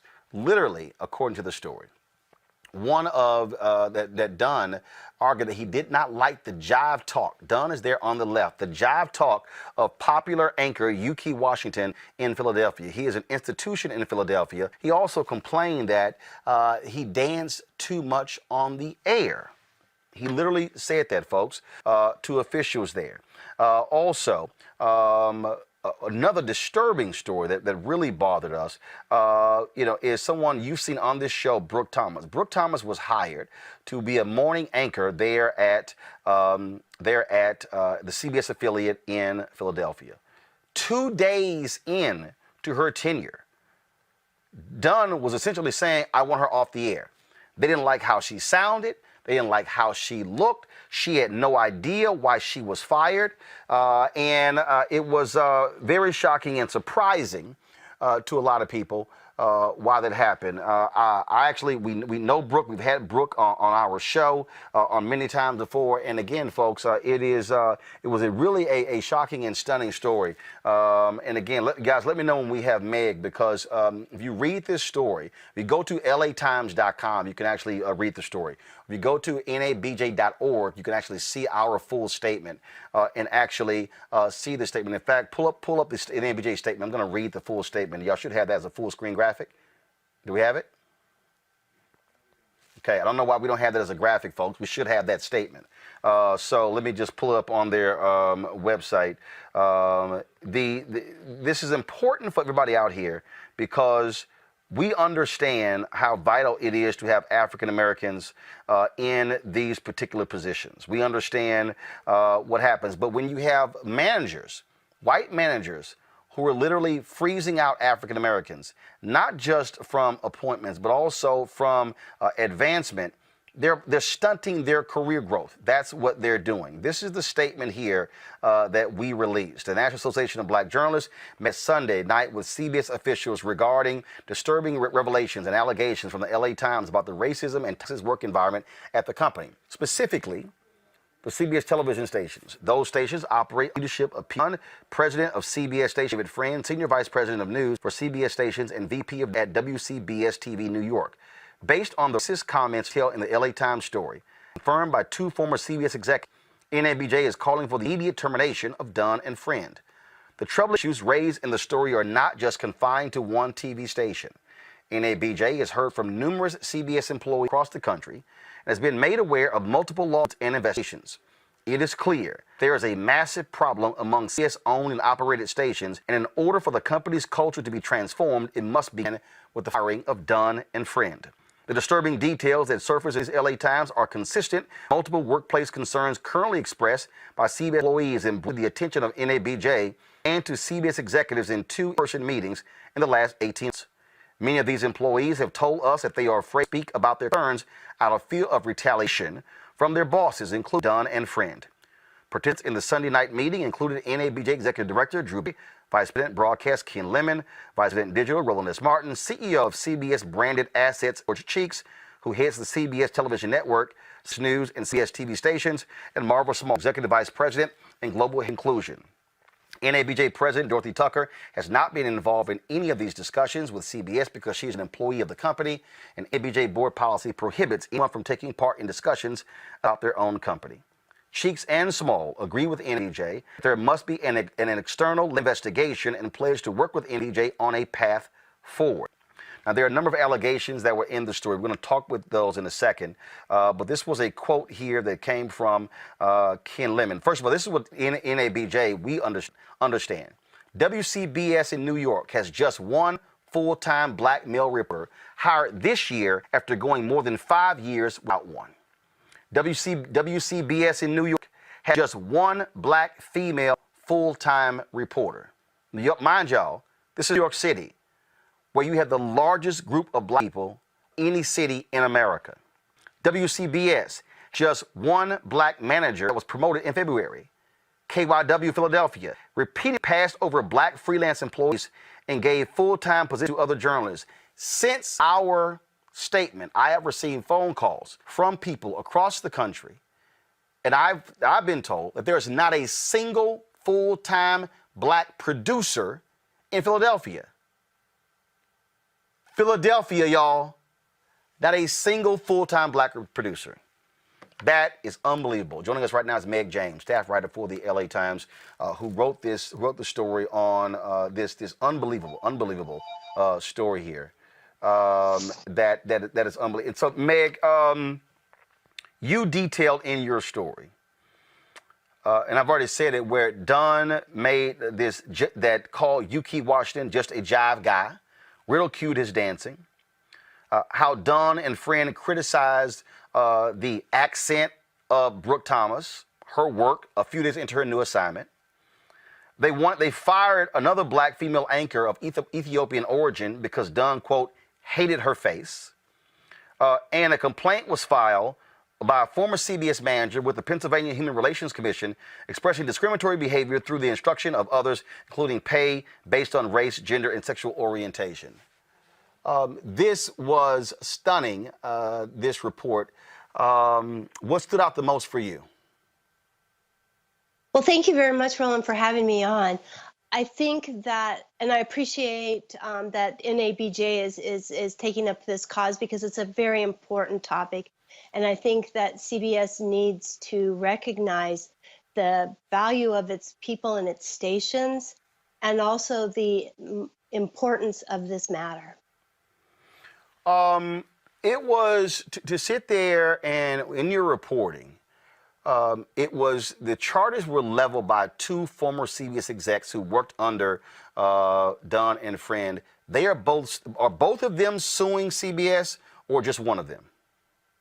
I've talked to numerous people for the article. I talked to probably more than 25 people, and there was a consistent theme. I think one of the things that I found in my reporting is that unlike other TV station groups like NBC or ABC, the CBS station group is very centralized in New York. So that was one of the things that I found. The people who are on the record are former executives, although I spoke with many people who still work for the company, and those people obviously are afraid for their jobs, and so they were very tentative about me, using their names. So we wanted to make sure that the story included, very corroborated details, and those are the ones that that we included in the investigation. And they corroborated racist comments being made regarding staffers, and they said themselves they were shocked to hear that coming from the mouths of these two white male executives. Yes, that is correct. That they felt that this was no way to treat any individuals, and in Philadelphia in particularly, it was no way to treat this prominent anchor, Yuki Washington, the individual that you mentioned who ended up leaving CBS for CNBC, was not exactly fired, but what I was told was that they wouldn't, continue her contract. And and all of the people whom I spoke to, both on and off the record, and a lot of Black journalists who spoke to me privately, said the same sort of things, where they felt very undervalued, they felt like ornaments, and it's really a situation that I think CBS needs to look at seriously. To see these comments, and the two executives who spoke on the record, one of them was a former news director, one, Kennedy was a general manager, am I correct? Yes, that is correct. They also this one anchor whose parents are immigrants from Ethiopia, where Don said he didn't like her face. That is correct. I mean, it was appalling, and I found it was heart-wrenching because, you know, these are people who are really good employees. They're really strong journalists, and to treat anybody this way, but the level of just personal attacks was really quite offensive. Another thing in the particular story that I thought was interesting, where the general manager, Kennedy, when he arrived in Philadelphia, he said, we got a diversity problem. Not enough black people here. And then at one point, he had 2 black anchors who were on the air, and then he gets called and says, yeah, you do have a diversity problem. Essentially, what that executive was saying is, where are the white people? Mm-hmm. No, that's true. And I think when the station manager, Kennedy, who was one of the sources for my story, arrived at KYW in Philadelphia in 2015, he was struck that they had 2 white anchors from Little Rock, Arkansas. And Philadelphia is an area that has a lot of people who have lived there for decades. They grew up there, their parents live there. And he felt that, you know, they needed greater diversity. They needed on, you know, their air, but also they needed people from Philadelphia, and that was one of the things that he tried to do.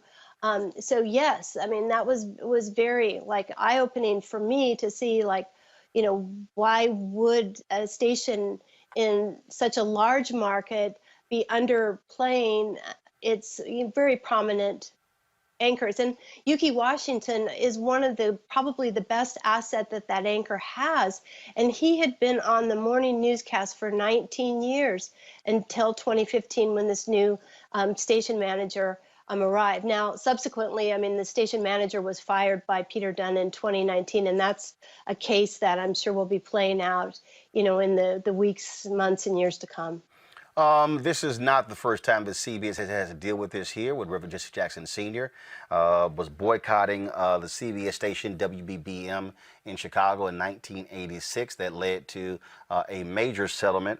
First of all, no, I'm sorry, in 2000, the company settled an $8 million EEOC case brought against them. But the issue that CBS faces isn't just that of racism. There's a lawsuit dealing with freelancers, and my understanding, I've talked to people, they reached out to us, more than 90% of those people, black and brown, in that particular lawsuit. They have other suits dealing with issue of pay equity, how folks are being paid different salaries based upon race and based upon gender. And so when you combine all of these things, what you're dealing with is a system-wide problem, where it's not just one station. It's not just Philadelphia. It's not just New York. My understanding, it is CBS owned and operated stations all across the country, because these 2 completely control who gets hired in these local markets. Yes, and actually my reporting found that there was a case in Dallas, an EEOC case, and It looks like we lost Meg's Skype there, and so folks, let me know when we have Meg back. I want to pull in Kelly and Mustafa. So look like we've lost your Skype. We'll get her right back. Kelly, this is the sort of thing that we have seen. Look, NABJ was founded 40 years ago in 1975. We've seen this. We've seen this constantly, over and over, 45 years ago, I'm sorry, constantly over and over and over again. And this is the reality. We're talking about 2021 here. We're talking about what needs to be done. For folks who understand, George Cheeks, who runs all of CBS, is biracial. And so Marva Smalls, who heads diversity and inclusion for Viacom CBS, African-American woman. We had a very productive call with them last night, and we certainly want to see things change. But this is what people need to understand that black journalists face, where you can't say anything. If you sue, you are basically blackballed in the entire industry. So this goes back to what you've been saying on your show for as long as I can remember, about us building our own networks, us building our own channels, and making sure that we're in leadership and things like that. While we still need to do that, I'm not going to discredit that at all. We can't excuse others, such as CBS, from blatantly violating EEOC guidelines and blatantly violating anti-harassment policies and anti-discrimination policies and straight up being bigot in leadership. We cannot excuse that. But CBS has a history of this that spans decades. I mean, we can go as far back, even further, but from what I recall, even Oprah dealt with racism under CBS leadership when she was in Baltimore. And that was one of the many reasons why she went to Chicago. So this is not a new thing. This is not a within the past 5 years thing. CBS has a rooted, steeped history in racism and discrimination that needs to be rooted out. So reports like this and initiatives such as what's happening right now within CBS in terms of flipping over leadership and making sure that these people are fired, that's a great start. But it is clearly a culture within the network. It is a culture within the corporation that needs to be rooted out. And steps like this, hiring more diverse leadership, hiring more Black people in their roles, and making sure that people are seen. That's a step in the right direction, but we definitely need, it is a situation in which a culture needs to be extracted out of the corporation. We have Meg back. Meg, you were making a point before we got cut off. I apologize for that. It's all good. I said that this is a problem that CBS needs to take seriously. What was the, when you reached out to CBS, what was their reaction to your reporting? I think that CBS took the reporting very seriously. We reached out early last week and we told them the extent of the allegations that we had. They were very responsive. I got, I think, 4 statements from CBS over the course of the next few days. We asked them to challenge any of the reporting. We told them that most of the stuff that we were using all had corroboration. It was either in an email. There were, notes from one of my sources provided me. I got to see her contemporaneous notes. And then there were also, second witnesses, eyewitnesses to some of these things. You talked about this is what you wrote regarding Dunn describing Brooke Thomas. Quote, "It was just immediate screaming on the phone, not constructive criticism, just venom and profanity," Cronin said. He screamed, "Tell her to shut the, I'm assuming, F up." "I was flabbergasted," said Cronin, who kept her notes from that conversation, which the Times has examined. "I've never witnessed that type of behavior in the workplace." Friend followed up with an email also reviewed by the Times. Quote, "Can you please tell her to stop shouting, stop talking in a fake Southern accent, and stop sucking the air out of the show?" Kennedy separately described messages he received from Dunn. According to Kennedy, the first of several emails from Dunn began arriving one morning that week shortly after 4:30 a.m. when the newscast began. Kennedy said each message contained one word, unwatchable. Cronin and Kennedy were stunned. The new anchors had been on the air just 2 days. The Brooke Thomas example really broke my heart. This was a young woman who moved across the country to take a job at KYW, and then after 2 days, they decided they didn't want her. They kept her on the air for another 6 months because they needed to line up another anchor. But, here this poor young woman was working really hard. No one found anything about her reporting, about her on-air delivery. She seems to be a beautiful, poised young woman. And then she was, just fired that fall and only given the excuse that it didn't seem to be working out. And I found her treatment to be among the worst. Then, what was she supposed to do? Go to other employers? And then they would always ask, well, why did you get fired from CBS? So I feel like her example really broke my heart, that she was treated in such a horrible manner. Look, I agree. I know Brooke. I've talked to her on numerous occasions. We've had her on this show as well, and I know she's been trying to get a job in local news for the last 5 years and has not been able to do so. And I certainly hope that CBS makes amends with her, because what she has had to endure for the last 5 years across the country. My phone has been blowing up. I've been getting emails and tweets from people since our NABJ statement. Have you been getting emails and phone calls from CBS employees all across the country since your story got published at 5 a.m. on yesterday? Yes, sir, I have. I've gotten quite a few new CBS sources.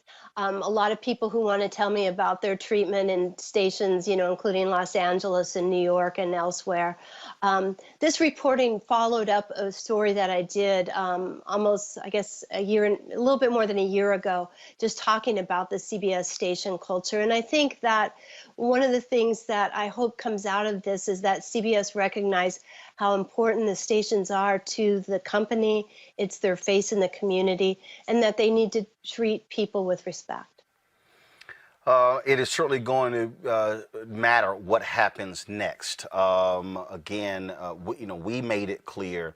That we want to see an external investigation take place, very similar to the civil rights audits that were done at Facebook and Uber. We want that external investigation to be completely private, because, as we explained, people are fearful of individuals responding, retaliating. That was one of the things that we also made clear.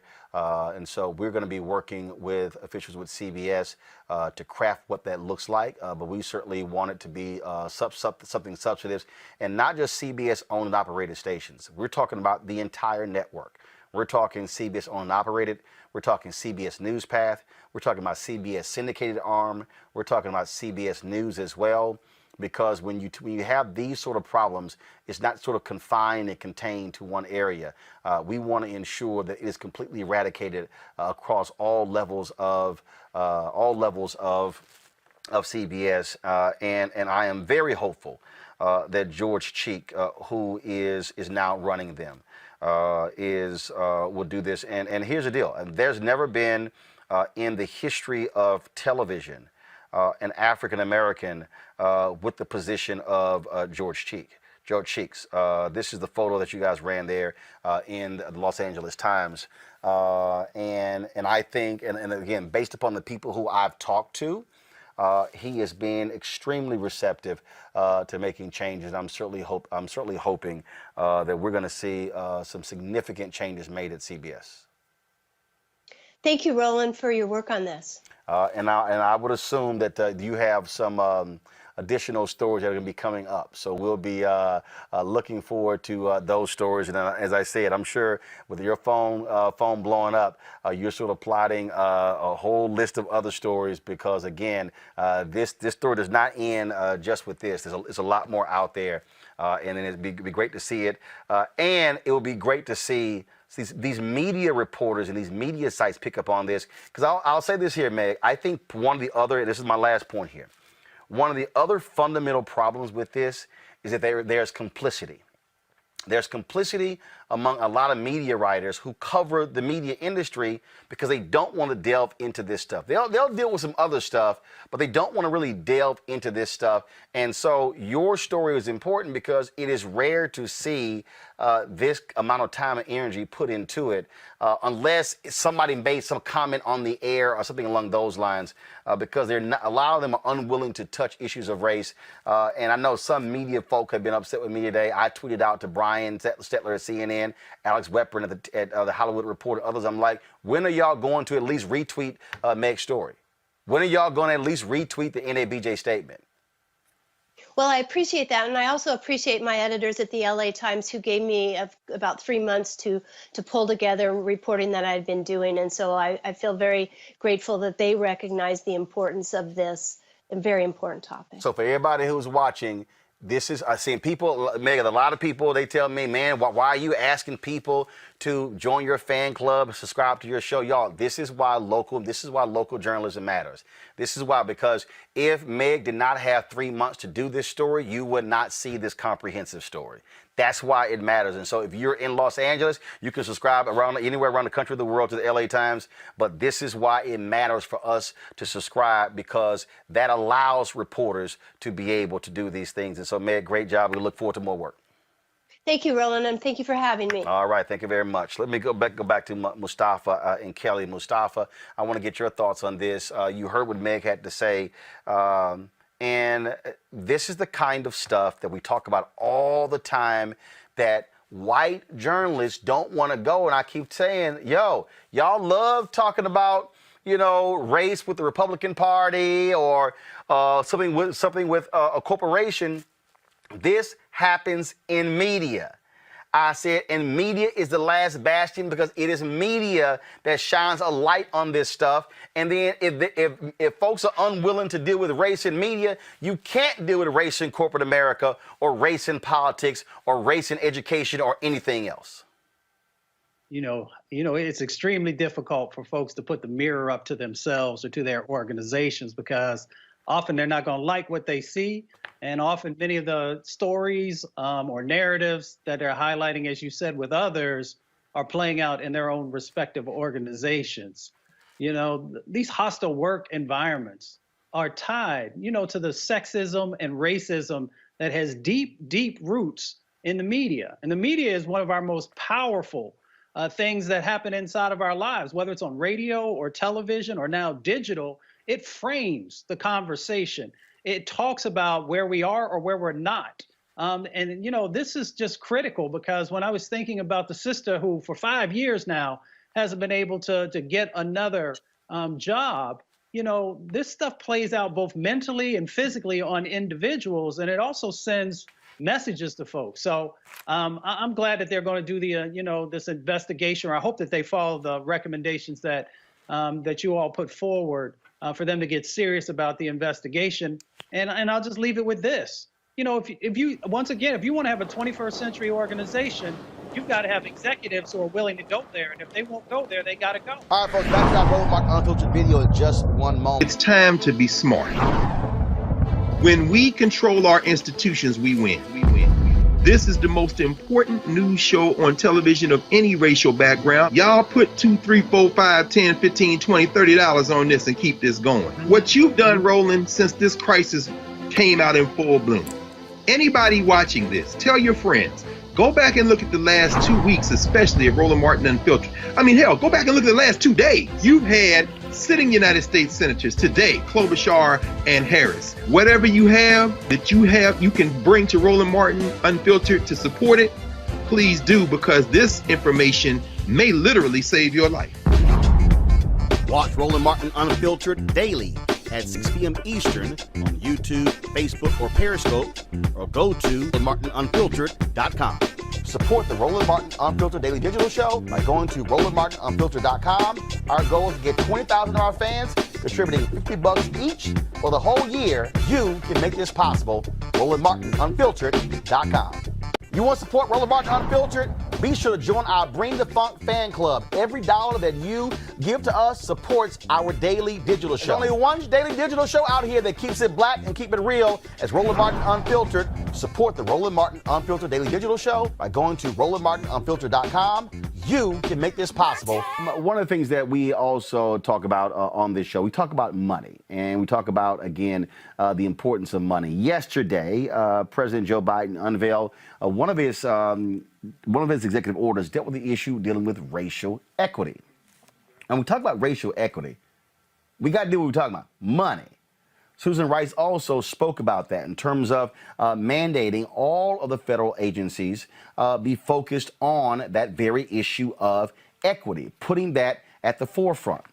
Now, I've told you all about this, and I just want to give you all, again, how we're going to start breaking this thing down. One of the things that we're going to do here on Roland Martin Unfiltered, we're going to be looking at this issue of equity from multiple departments and showing you where your tax dollars are going. Now, the other day, I had a 45-minute conversation with Joe Anthony, who is suing DDB over him helping them get a $4 billion contract with the U.S. Army. A 10-year contract, $4 billion. It's $400 million a year. Now, I told you the amount of money that the federal government spends every single year when it comes to media advertising and how we are locked out. Well, when I was talking to Joe, I referenced a 2018 report that was commissioned by Congresswoman Eleanor Holmes Norton by the Government Accountability Office. The NNPA, the National Newspaper Publishers Association, or the Black Press of America, asked her to put this together so they can have a real accounting of how much federal money, your tax dollars, are being spent and where is it going. That GAO report revealed federal agencies spend very little advertising with black and other minority-owned businesses. According to their report, between 2013 and 2018, federal government agencies spent $5 billion on advertising. Let me repeat that for y'all. $5 billion in 5 years. 327 million went to minority-owned media companies. 51 million of the 327 million went to black media. So again, 5 billion, 327 million going to minorities, 51 billion of the 5 billion going to black folks, 1%. Congresswoman Norton says she would work with black and minority publishers to press her colleagues in Congress to demand greater spending on minority-owned outlets to reach minority audiences that most traditional outlets do not. The question is, has that been happening? Joining us right now is Dr. Ben Chavis. He's the president and CEO of the National Newspaper Publishers Association. Being glad to have you back on Roland Martin Unfiltered. You cannot have a growing media entity if you don't get advertising money. Pure and simple. That is a lifeblood of every media operation. Fox News profits $1 billion+ a year. CNN, some 700 million. MSNBC, 600-700 million. That's profit. They make way more than that. But the reality is, when you start talking about black media, it ain't even close to that because we've been frozen out. This GAO report was important. What has happened in the last 2 years with us starting just now in 2021? Thank you, Roland. This is a very important issue for all black-owned media. And certainly, it's a good thing that President Biden now has put as a priority the question of equity. And once he signs these executive orders, which he has, the question now is, how are these executive orders to be implemented? Who's going to ride herd? I understand that Ambassador Susan Rice has been given a responsibility to have interagency oversight. The federal government in 2021 is still the largest single advertiser, over $1 billion. And a lot of that money does not go to black-owned media. So what needs to happen is there needs to be further legislation. Eleanor Holmes Norton's bill was the start to get the study done. Now, after the study has been done, which we always knew these inequities were there, Roland, your last segment was about white terrorism. Well, look, white supremacy has also been in government spending.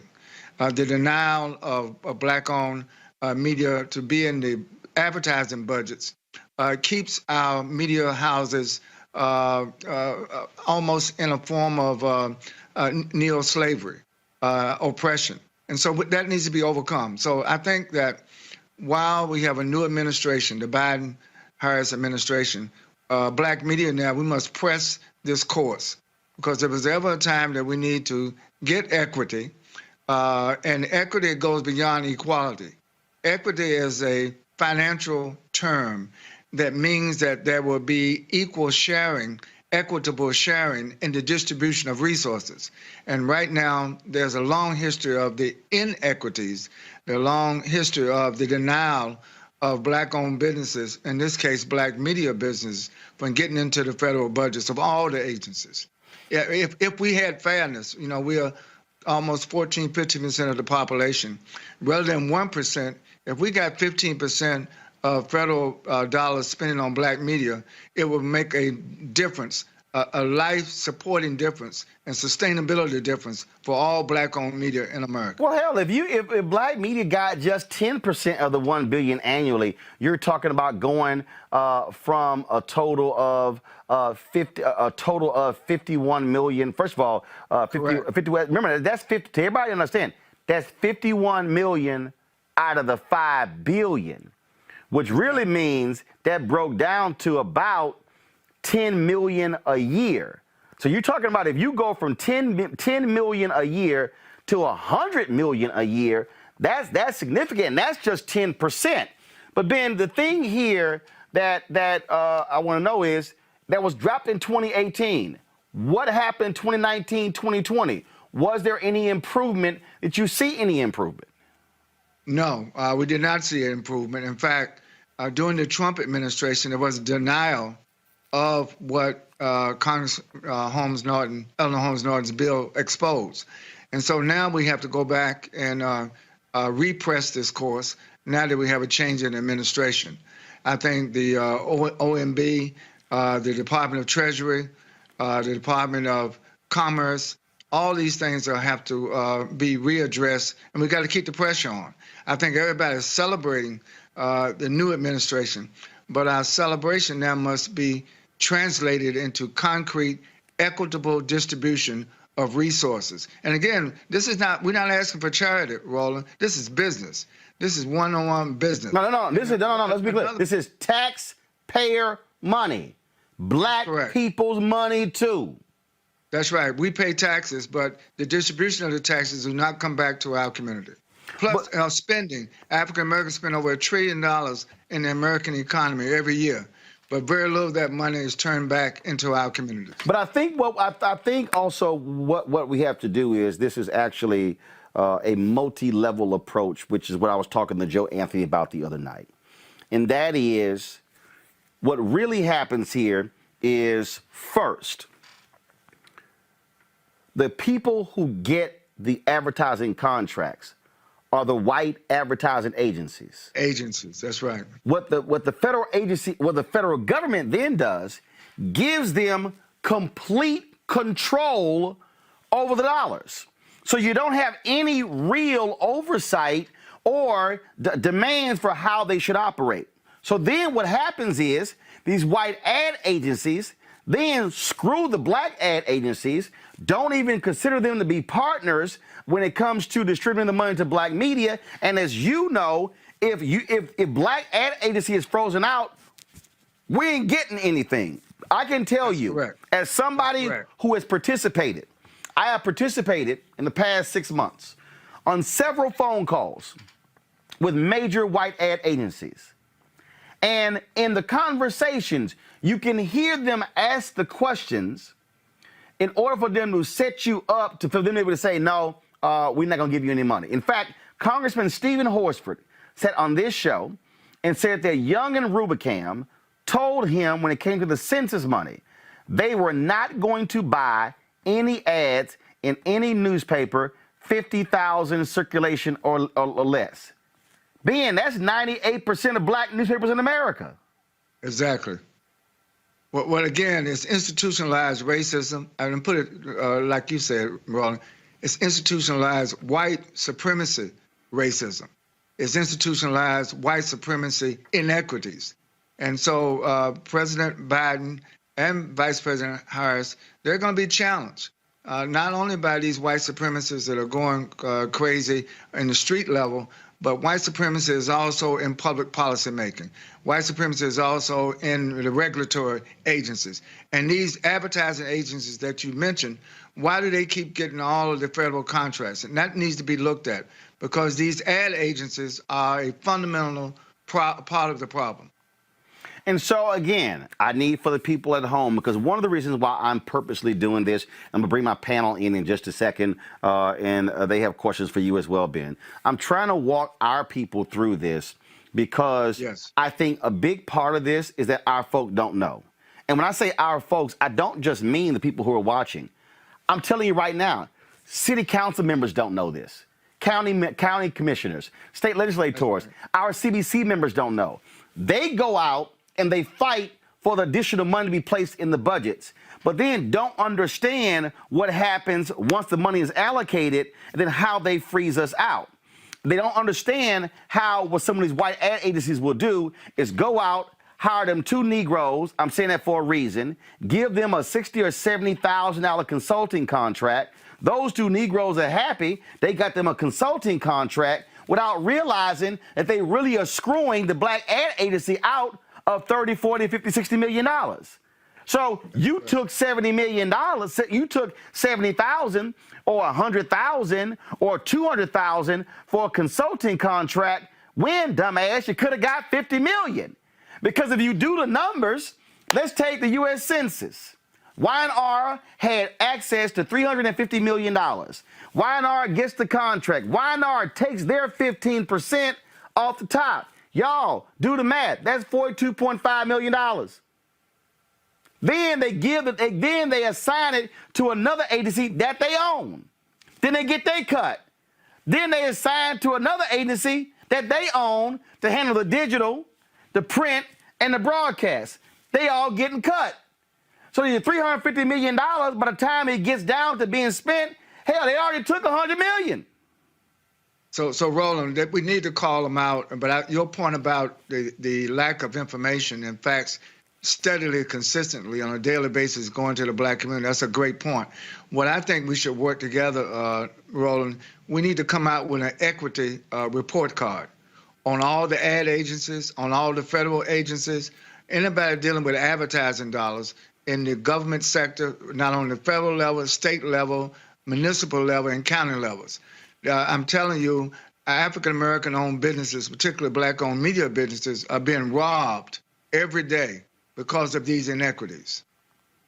So, again, for everybody who's watching at home, I'm trying to connect the dots here so people understand what we are dealing with. And what we're dealing with right now is how the system is set up. And then what they then do is they then begin to look into the loopholes, then how to freeze people out.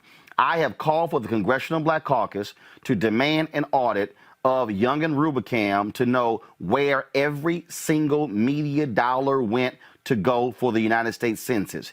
Every single dollar. And I don't want groupings. I don't want groupings of this is how much minority media got. No. I want to know specifically, here were the media outlets. I want to see who got the most to who got the least. And then I want to see who they identify as black-owned media. Because again, to me, the audit needs to be black. It needs to be minority media. It needs to be black-targeted media, then black-owned media, in order to get a real assessment. And again, don't put MWBE. Don't put white women in this. To me, in order for you to do it right, you got to break the numbers down. And I've been in contact with the Congressional Black Caucus about this because, again, we got to fight the main advertising agencies.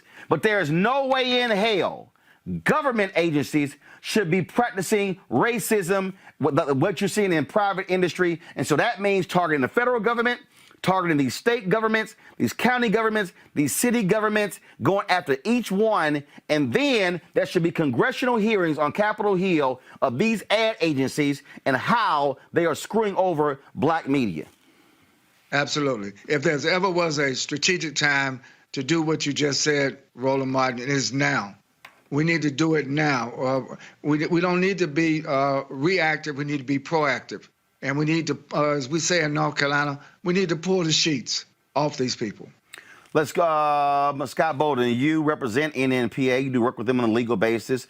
Your thoughts on this issue? I mean, we're talking millions and millions of dollars, and this is the reason right here black media can't grow. This is the reason right here why we don't have newsrooms of 50 and 75 and 100 employees, because, hell, if you don't get the advertising money, you can't hire nobody and build capacity. Mute button, Scott. Go ahead. Yeah, I'm here. No, they had your audio down. Go ahead.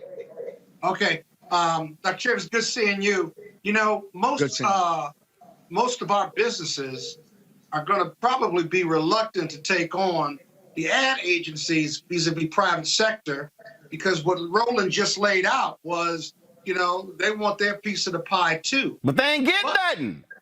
You're right. But in their mentality, 50 million, they say, I can't get 50 million, but I can get my 10,000, I can get my 25,000.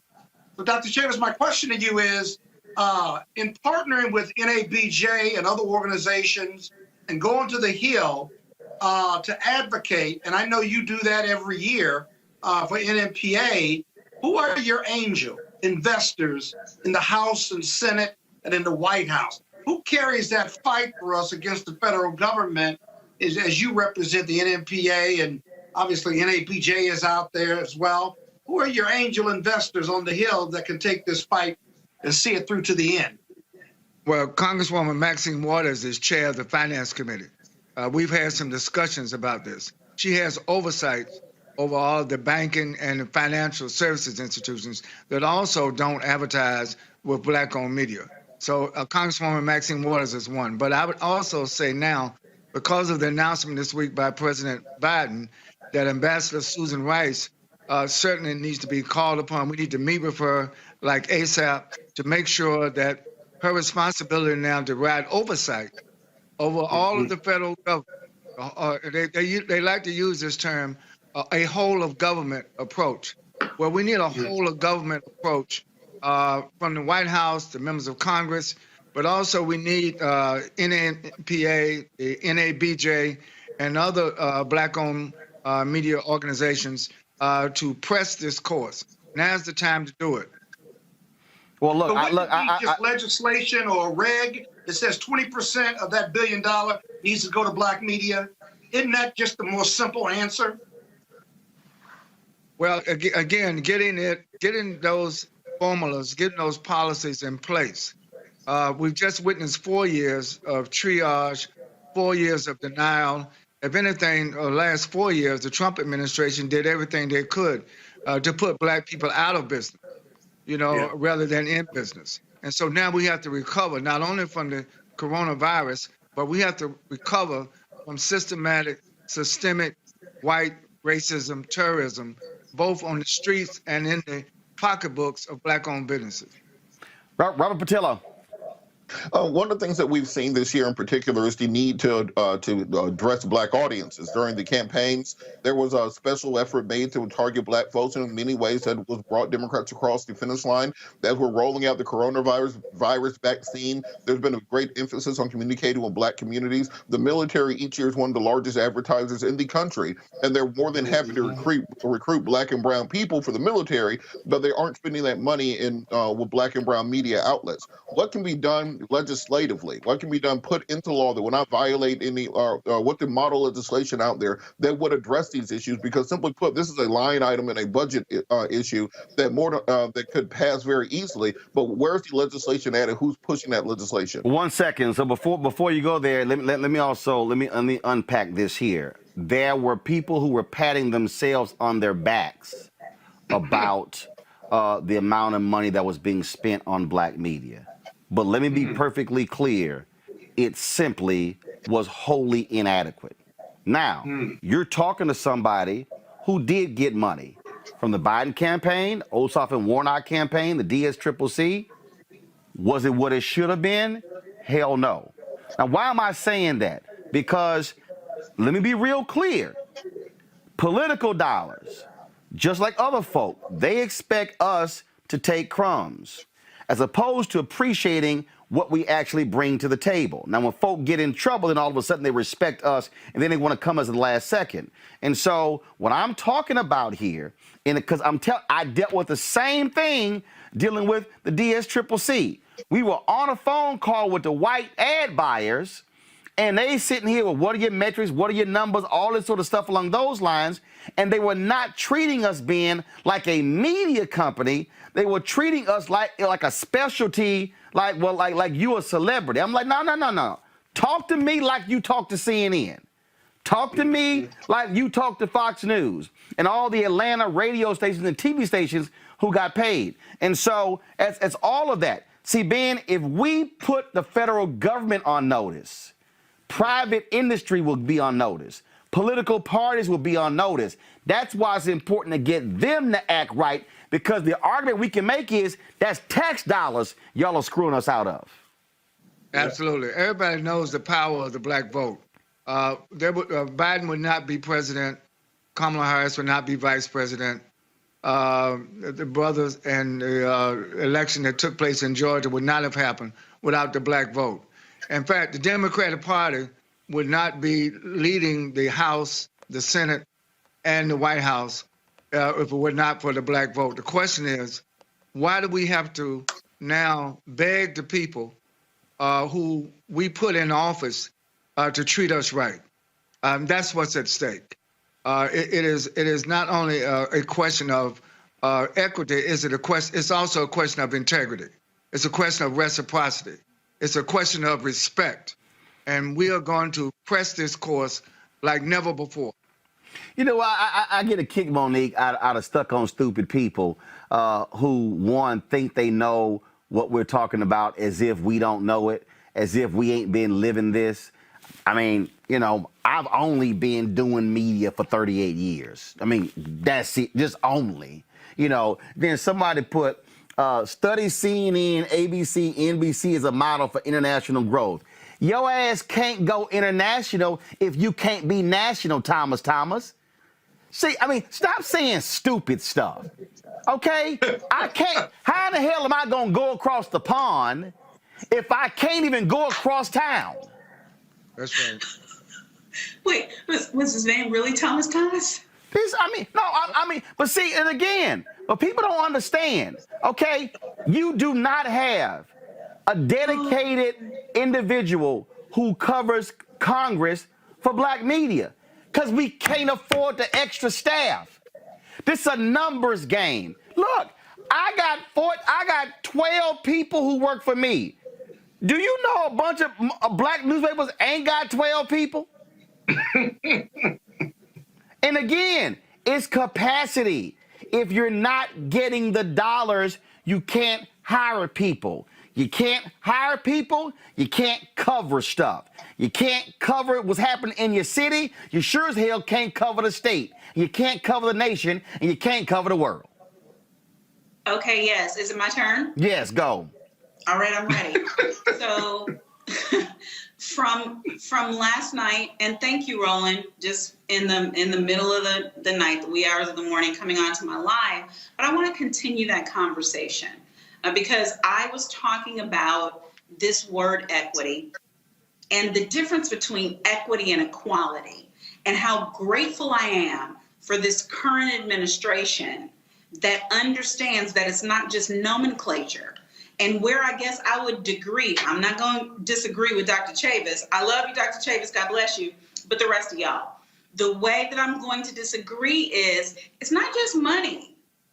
Because when we look at the difference between equality and equity, and then if I dare go from equity to justice, what I'm saying is equality is everybody gets the same thing. You get 3 apples, you get 3 apples, you get 3 apples, you get 3 apples. It's too late for the United States with that because we have slavery in the vestiges of it. We have discrimination in the vestiges of it. We have Jim Crow in the vestiges of it. We have redlining in the vestiges of it. We have inadequate school systems in the vestiges of it. So we're living in what could have been equal 3 centuries ago, but no. All right. And so we got to get to equity. And that's where President Biden and Vice President Harris, thank you, Black woman winning, and the administration, they're saying, but it's equity because equal doesn't matter if one person only has 1 arm and the other person has 2. So what we got to do now is we got to give ladders. We got to give extra funds. We have to give incentives. We have to make ways so that the result, the outcome is equal. And I'm thankful that they understand that difference. GW, George Washington University, I think it's their Milken Institute. They have a great study on this of equality versus equity. What is the difference? What does it mean? Why is it important for disenfranchised people? So I would encourage you all to go and look that up right now. I will give you the website, but Roland get mad at me if I look at my phone. Mm-hmm. So Ben, go ahead. Look that up. But but here's the thing. They go further and they say equal is you get a ladder, you get a ladder. My tree has a lot of apples on my side. We on the same tree. Your side is barren. Equity is, I've got a ladder, you've got a ladder. I've got some apples, you got a few apples. We're helping you reach a little bit higher so you can get to some of my apples. Justice. All right. Monique, you're repeating yourself now. You get like Scott. You get like Scott. But that sounds like equitable. You get like Scott. Hold on. Ben, respond. I got it, Monique. Ben, respond. Ben, respond. I think that we should not get hung up in the semantics of the difference between equity and equality and empowerment. We need all three. It's not semantics. And I think that we have to press the course. There's no difference of opinion. The question is, what are we going to do about it? We have a problem, and this problem is a serious, systematic problem, and we need to work together to address this problem.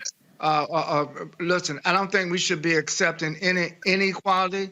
I don't think we should be accepting any inequity, and I don't think we should accept anything that's not going to give us the capacity to empower ourselves, to build our businesses, and raise our communities out of poverty. White benevolence is not going to do it. And that is why I think that we have to demand from a business perspective how to engage these new policies. I think the policy articulation by the Biden-Harris administration is great. The question now is how it will be implemented and what will be the results, not 4 years from now, but now. Our problems are so severe in Black America. We do not have time to have more studies. We know the problem. Now's the time for us to get action. And that is why reparations is just not about money. Reparations is about repairing the damage. And the damage is systematic when it comes to Black-owned businesses. Look, for me, this is real simple. I keep it real simple. Short term, the amount of money they're spending on COVID, how much money is going to Black media when it comes to outreach and when it comes to the vaccine? That's first. That's what I want to know right now. Second thing, I want to audit on the census money because they're still dealing with that, where that money is going. Is there any money left? Thirdly, the CBC should say there should be a complete audit of every single federal agency to look at every single contract right now, what advertising agency has the contract, and what Black ad agencies are those white ad agencies partnering with, and what Black media are getting dollars from those existing ad agencies. And so that's what should happen. And so, Ben, I don't know who y'all have with NABJ working on that. We can certainly work together on that, but we have to put that information out and expose it, because if people aren't armed with information, then they don't have it. And I dare say Scott's law firm should be looking at filing a significant lawsuit against the advertising industry for their systematic exclusion of Black folks. But that's, Scott, something you can work on. And I'm sure Rainbow Push want to be involved in it as well. And since Monique here, I'm sure she can help Scott as well. So everybody on this panel can go to work. And what you gonna do? What you gonna do? Easy. I just gave you the damn plan. See, clearly, clearly, Scott, you know nothing about the Bible. When Nehemiah surveyed the wall and there was damage, and then he came up with a plan of action, and then he went to the people. The Bible says the people said, "Let us rebuild." See, Doc Taylor, he don't know nothing about that, Doc. He ain't read Nehemiah. He don't know. But look, one good thing I can say about Scott Boland, he's the general counsel for the National Newspaper Publishers Association. And the reason why we chose him, we are going to have to take legal action. We're also going to have to do extra legal action. But I think the audit, because see, the thing is, Roland, there have been studies, and so the data is there. The question is now, it's time for action by these federal agencies. And of course, we're going to meet with the Congressional Black Caucus, absolutely, as you recommended. And we're going to meet with the White House. We're going to meet with Susan Rice. I think we need a whole of a government approach to make sure that we don't get triage this time. What happened with the United States Census was terrible. The way they treated the Carl Williams agent, which was the only Black agent, she was a subcontractor. They never contracted with Black-owned ad agencies. They did it with the white agency, and that's why Black-owned media did not get a fair share of those advertising dollars. That only happens every 10 years with the U.S. Census. Dr. Chambers, Roland, if I may. 30 seconds. 30 seconds. 30 seconds. The attack has to also go to the agency. So when that bid comes out, we're not accepting subcontracts. We need to be a direct contractor. And the way the bid is written has to be looked at. And then you can contest that bid through a bid protest so that we get more direct contracts versus subcontract. Yes, and I'm saying that's what your law firm is there for. Ben Chavez, I appreciate it. Thanks a lot, man. We're going to keep this thing going. In the words of that financial wizard, Frank Lucas, the gangster, I'm going to get that money. It's right on TV, right? You just said it, just like that. He said it. All right. Denzel in the movie. I'm going to get that money. Ben Chavez, I appreciate it. Thanks a lot. Like you went to Texas A&M. All right, stop talking, Scott. Thanks, Ben. I appreciate it. Show. Scott, will you be quiet? Every Wednesday, I got to do this. Robert and Monique know how to be quiet when I'm trying to end a segment. Thanks, Ben. I appreciate it. All right, y'all. All right, folks. Back to our Roland Martin Unfiltered video in just one moment. It's time to be smart. When we control our institutions, we win. This is the most important news show on television of any racial background. Y'all put $2, $3, $4, $5, $10, $15, $20, $30 on this and keep this going. What you've done, Roland, since this crisis came out in full bloom.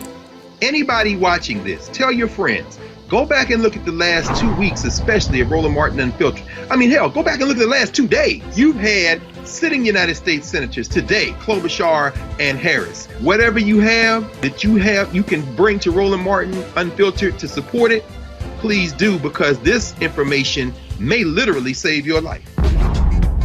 Watch Roland Martin Unfiltered daily at 6 p.m. Eastern on YouTube, Facebook, Periscope, or go to RolandMartinUnfiltered.com.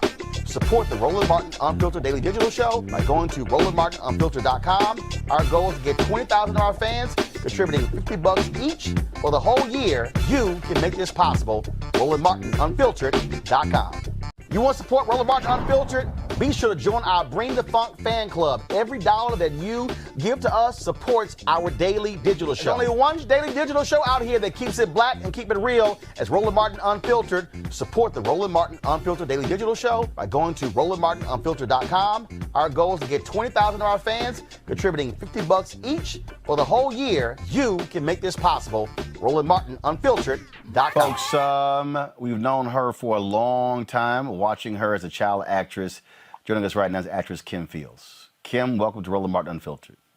Hey, brother. Thank you so much. I hate that I'm joining you for this, but I'm glad to be joining you to celebrate. Amen? Absolutely, absolutely. I was just talking about when you were in the same room with someone like Cicely Tyson, you are in the presence of royalty. Absolutely. Absolutely. The first 2 words that I could think of, and actually, I heard from you that this light has transcended, is how I'll put it. But when I heard it from you, the first 2 words I could think of was all hail. All hail. And then the next 2 words, bow down. The thing that I for you as a black female actress, what does Cicely Tyson mean? I mean, I see how brothers, I see how when Denzel and Sam and Chadwick and Michael B. Jordan, when they talk about Sidney Poitier. Yeah. Talk about it, what she meant for sisters.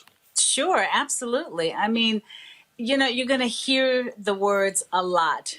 Groundbreaking, trailblazer, but it's truly authentic when you place those monikers on Cicely Tyson. You know, about 2 hours ago, I was doing an interview for People magazine regarding the passing of Cloris Leachman. And one of the things that I said, because we had worked together for a couple of years, was that she was very fearless. And I was a fan long before I'd gotten a chance to work with her. But I think I would also apply that in 100-fold to Cicely Tyson, that element of being fearless and matchless in her fearlessness. And you had to have a certain grit and grace to forge the path that she was blessed to forge, when it didn't always seem like a blessing to forge that path. That was just the other day, somebody had posted, there was an article that was done where a New York Times writer had written that about Cicely Tyson, that she wasn't this, that basically she wasn't good looking. It was something along those lines. And folks are like, how the hell did that even get in print? Right. This was a sister who was the polar opposite of Alina Horn. This was a short, small, dark-skinned sister with a gap in her teeth, and I mean, like all those things. And so forget just being a black woman. How Hollywood? Oh no, this is not how we want to view a black woman. Because look, they kicked out Dorothy Dandridge. Again, that was sort of this model for what they wanted. And if you were a dark-skinned sister, you had to be basically the maid. Exactly. So you got to put all that on top of what she also had to endure. Absolutely. Well, you know, it's one thing to endure it, but then to endure it publicly, to endure it in the face of all that, the culture and that we were going through as a people, not to mention her own generation. You know, so she was forged in fire in a number of areas, in a number of ways, in my opinion. And I love, like, her Blair was just telling me that her book just came out, and 2 days ago. Yes. And so he was saying how he was so glad she was able to see it and to talk about it and to share and to pass everything down and to have so many gems and takeaways. He was so thrilled about all that. But here's the thing for me was the cover of her book is so striking. And of all the pictures, because we will see thousands of photographs of Cicely Tyson today and in the days to come. I love that she chose that as her cover, because that's so indicative of her beauty and her uniqueness and her strength and her power. And I'm not going the way of everybody else. I march to the beat of my own drum, you know, and people talk so much about having a seat at the table. And to me, Cicely Tyson made the table, made her chair, and looked at you funny if you just rolled up on that table without her allowing it. Kim Fields, actually the article I was talking about, they were referring to Shirley Chisholm and not Cicely Tyson. But the reality is we know how Hollywood operates in Cicely Tyson. So I can't wait to read her book where she really just lays bare what she had to deal with as well. Sure.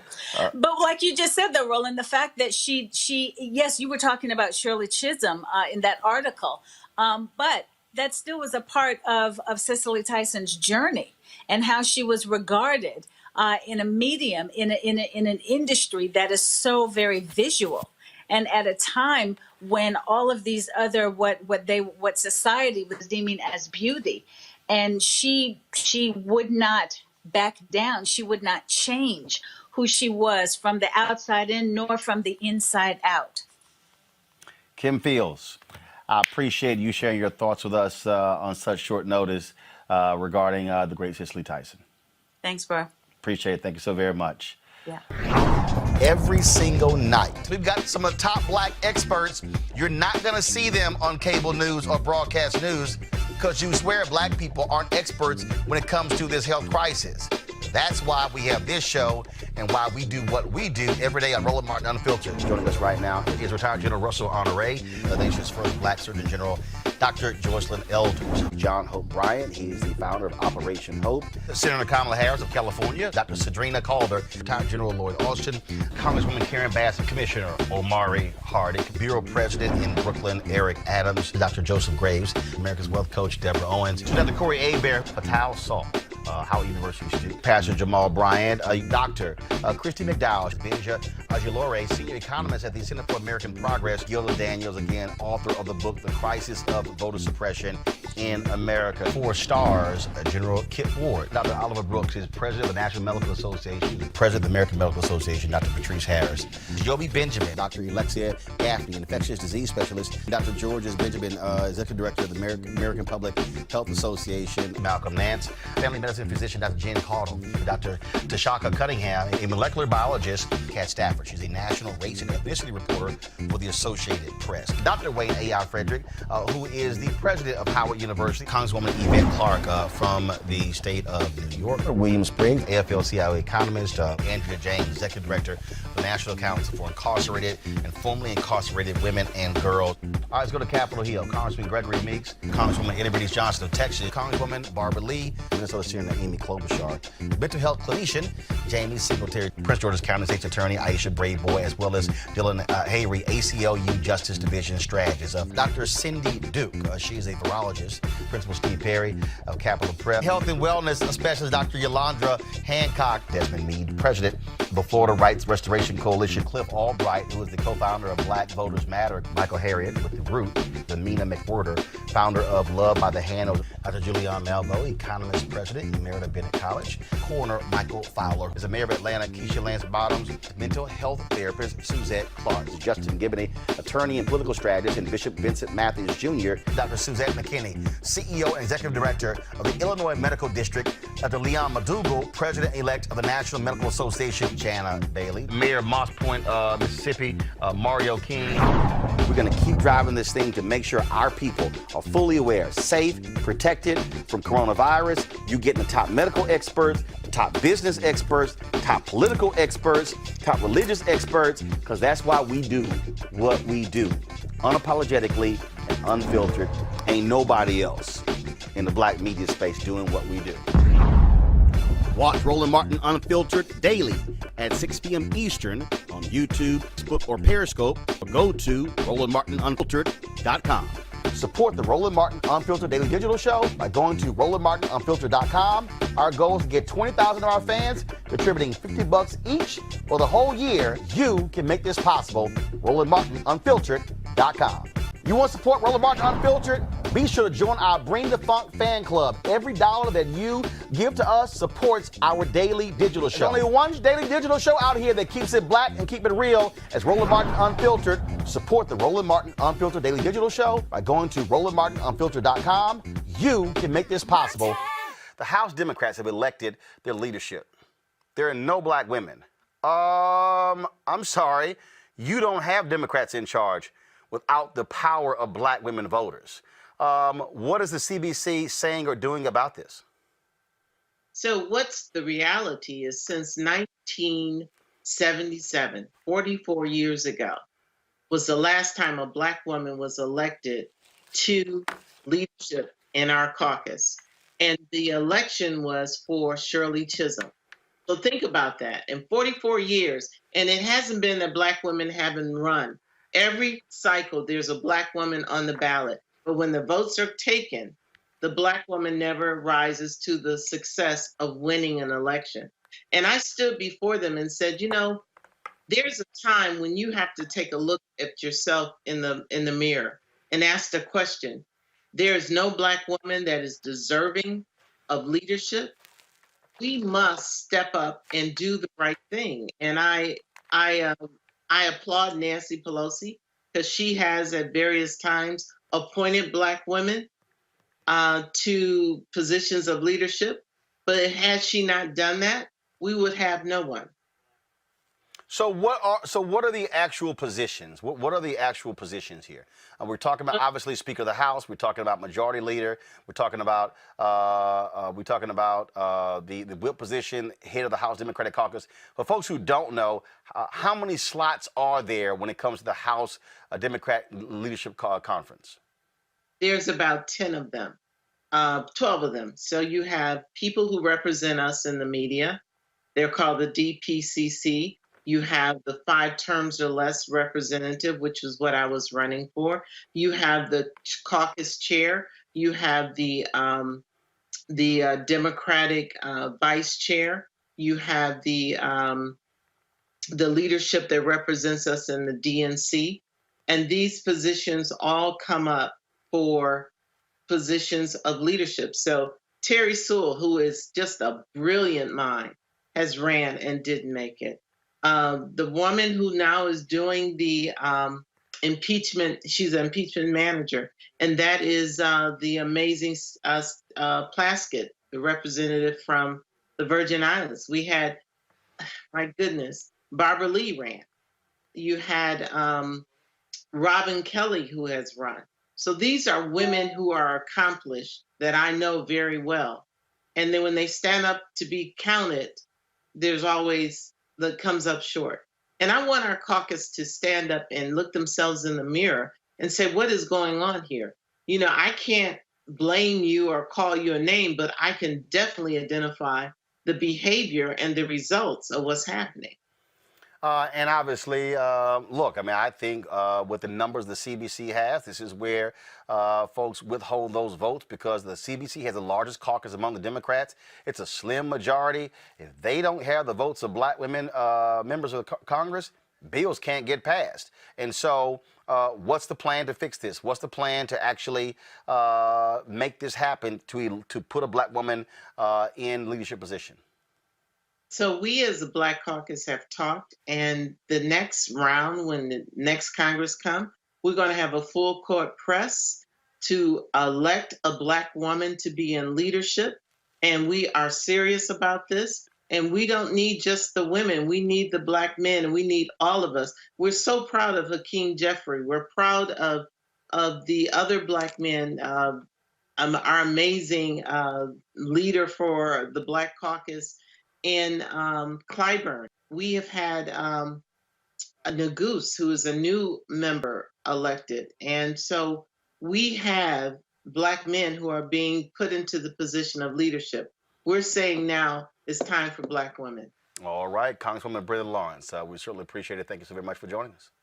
Thank you. Thank you so much. And be blessed and stay safe. Absolutely. All right, folks, let's go to my panel to talk about this here. We're still waiting for those impeachment documents to be walked over to the United States Senate. So let's go ahead. Joining me right now is Kelly Bethea, communication strategist.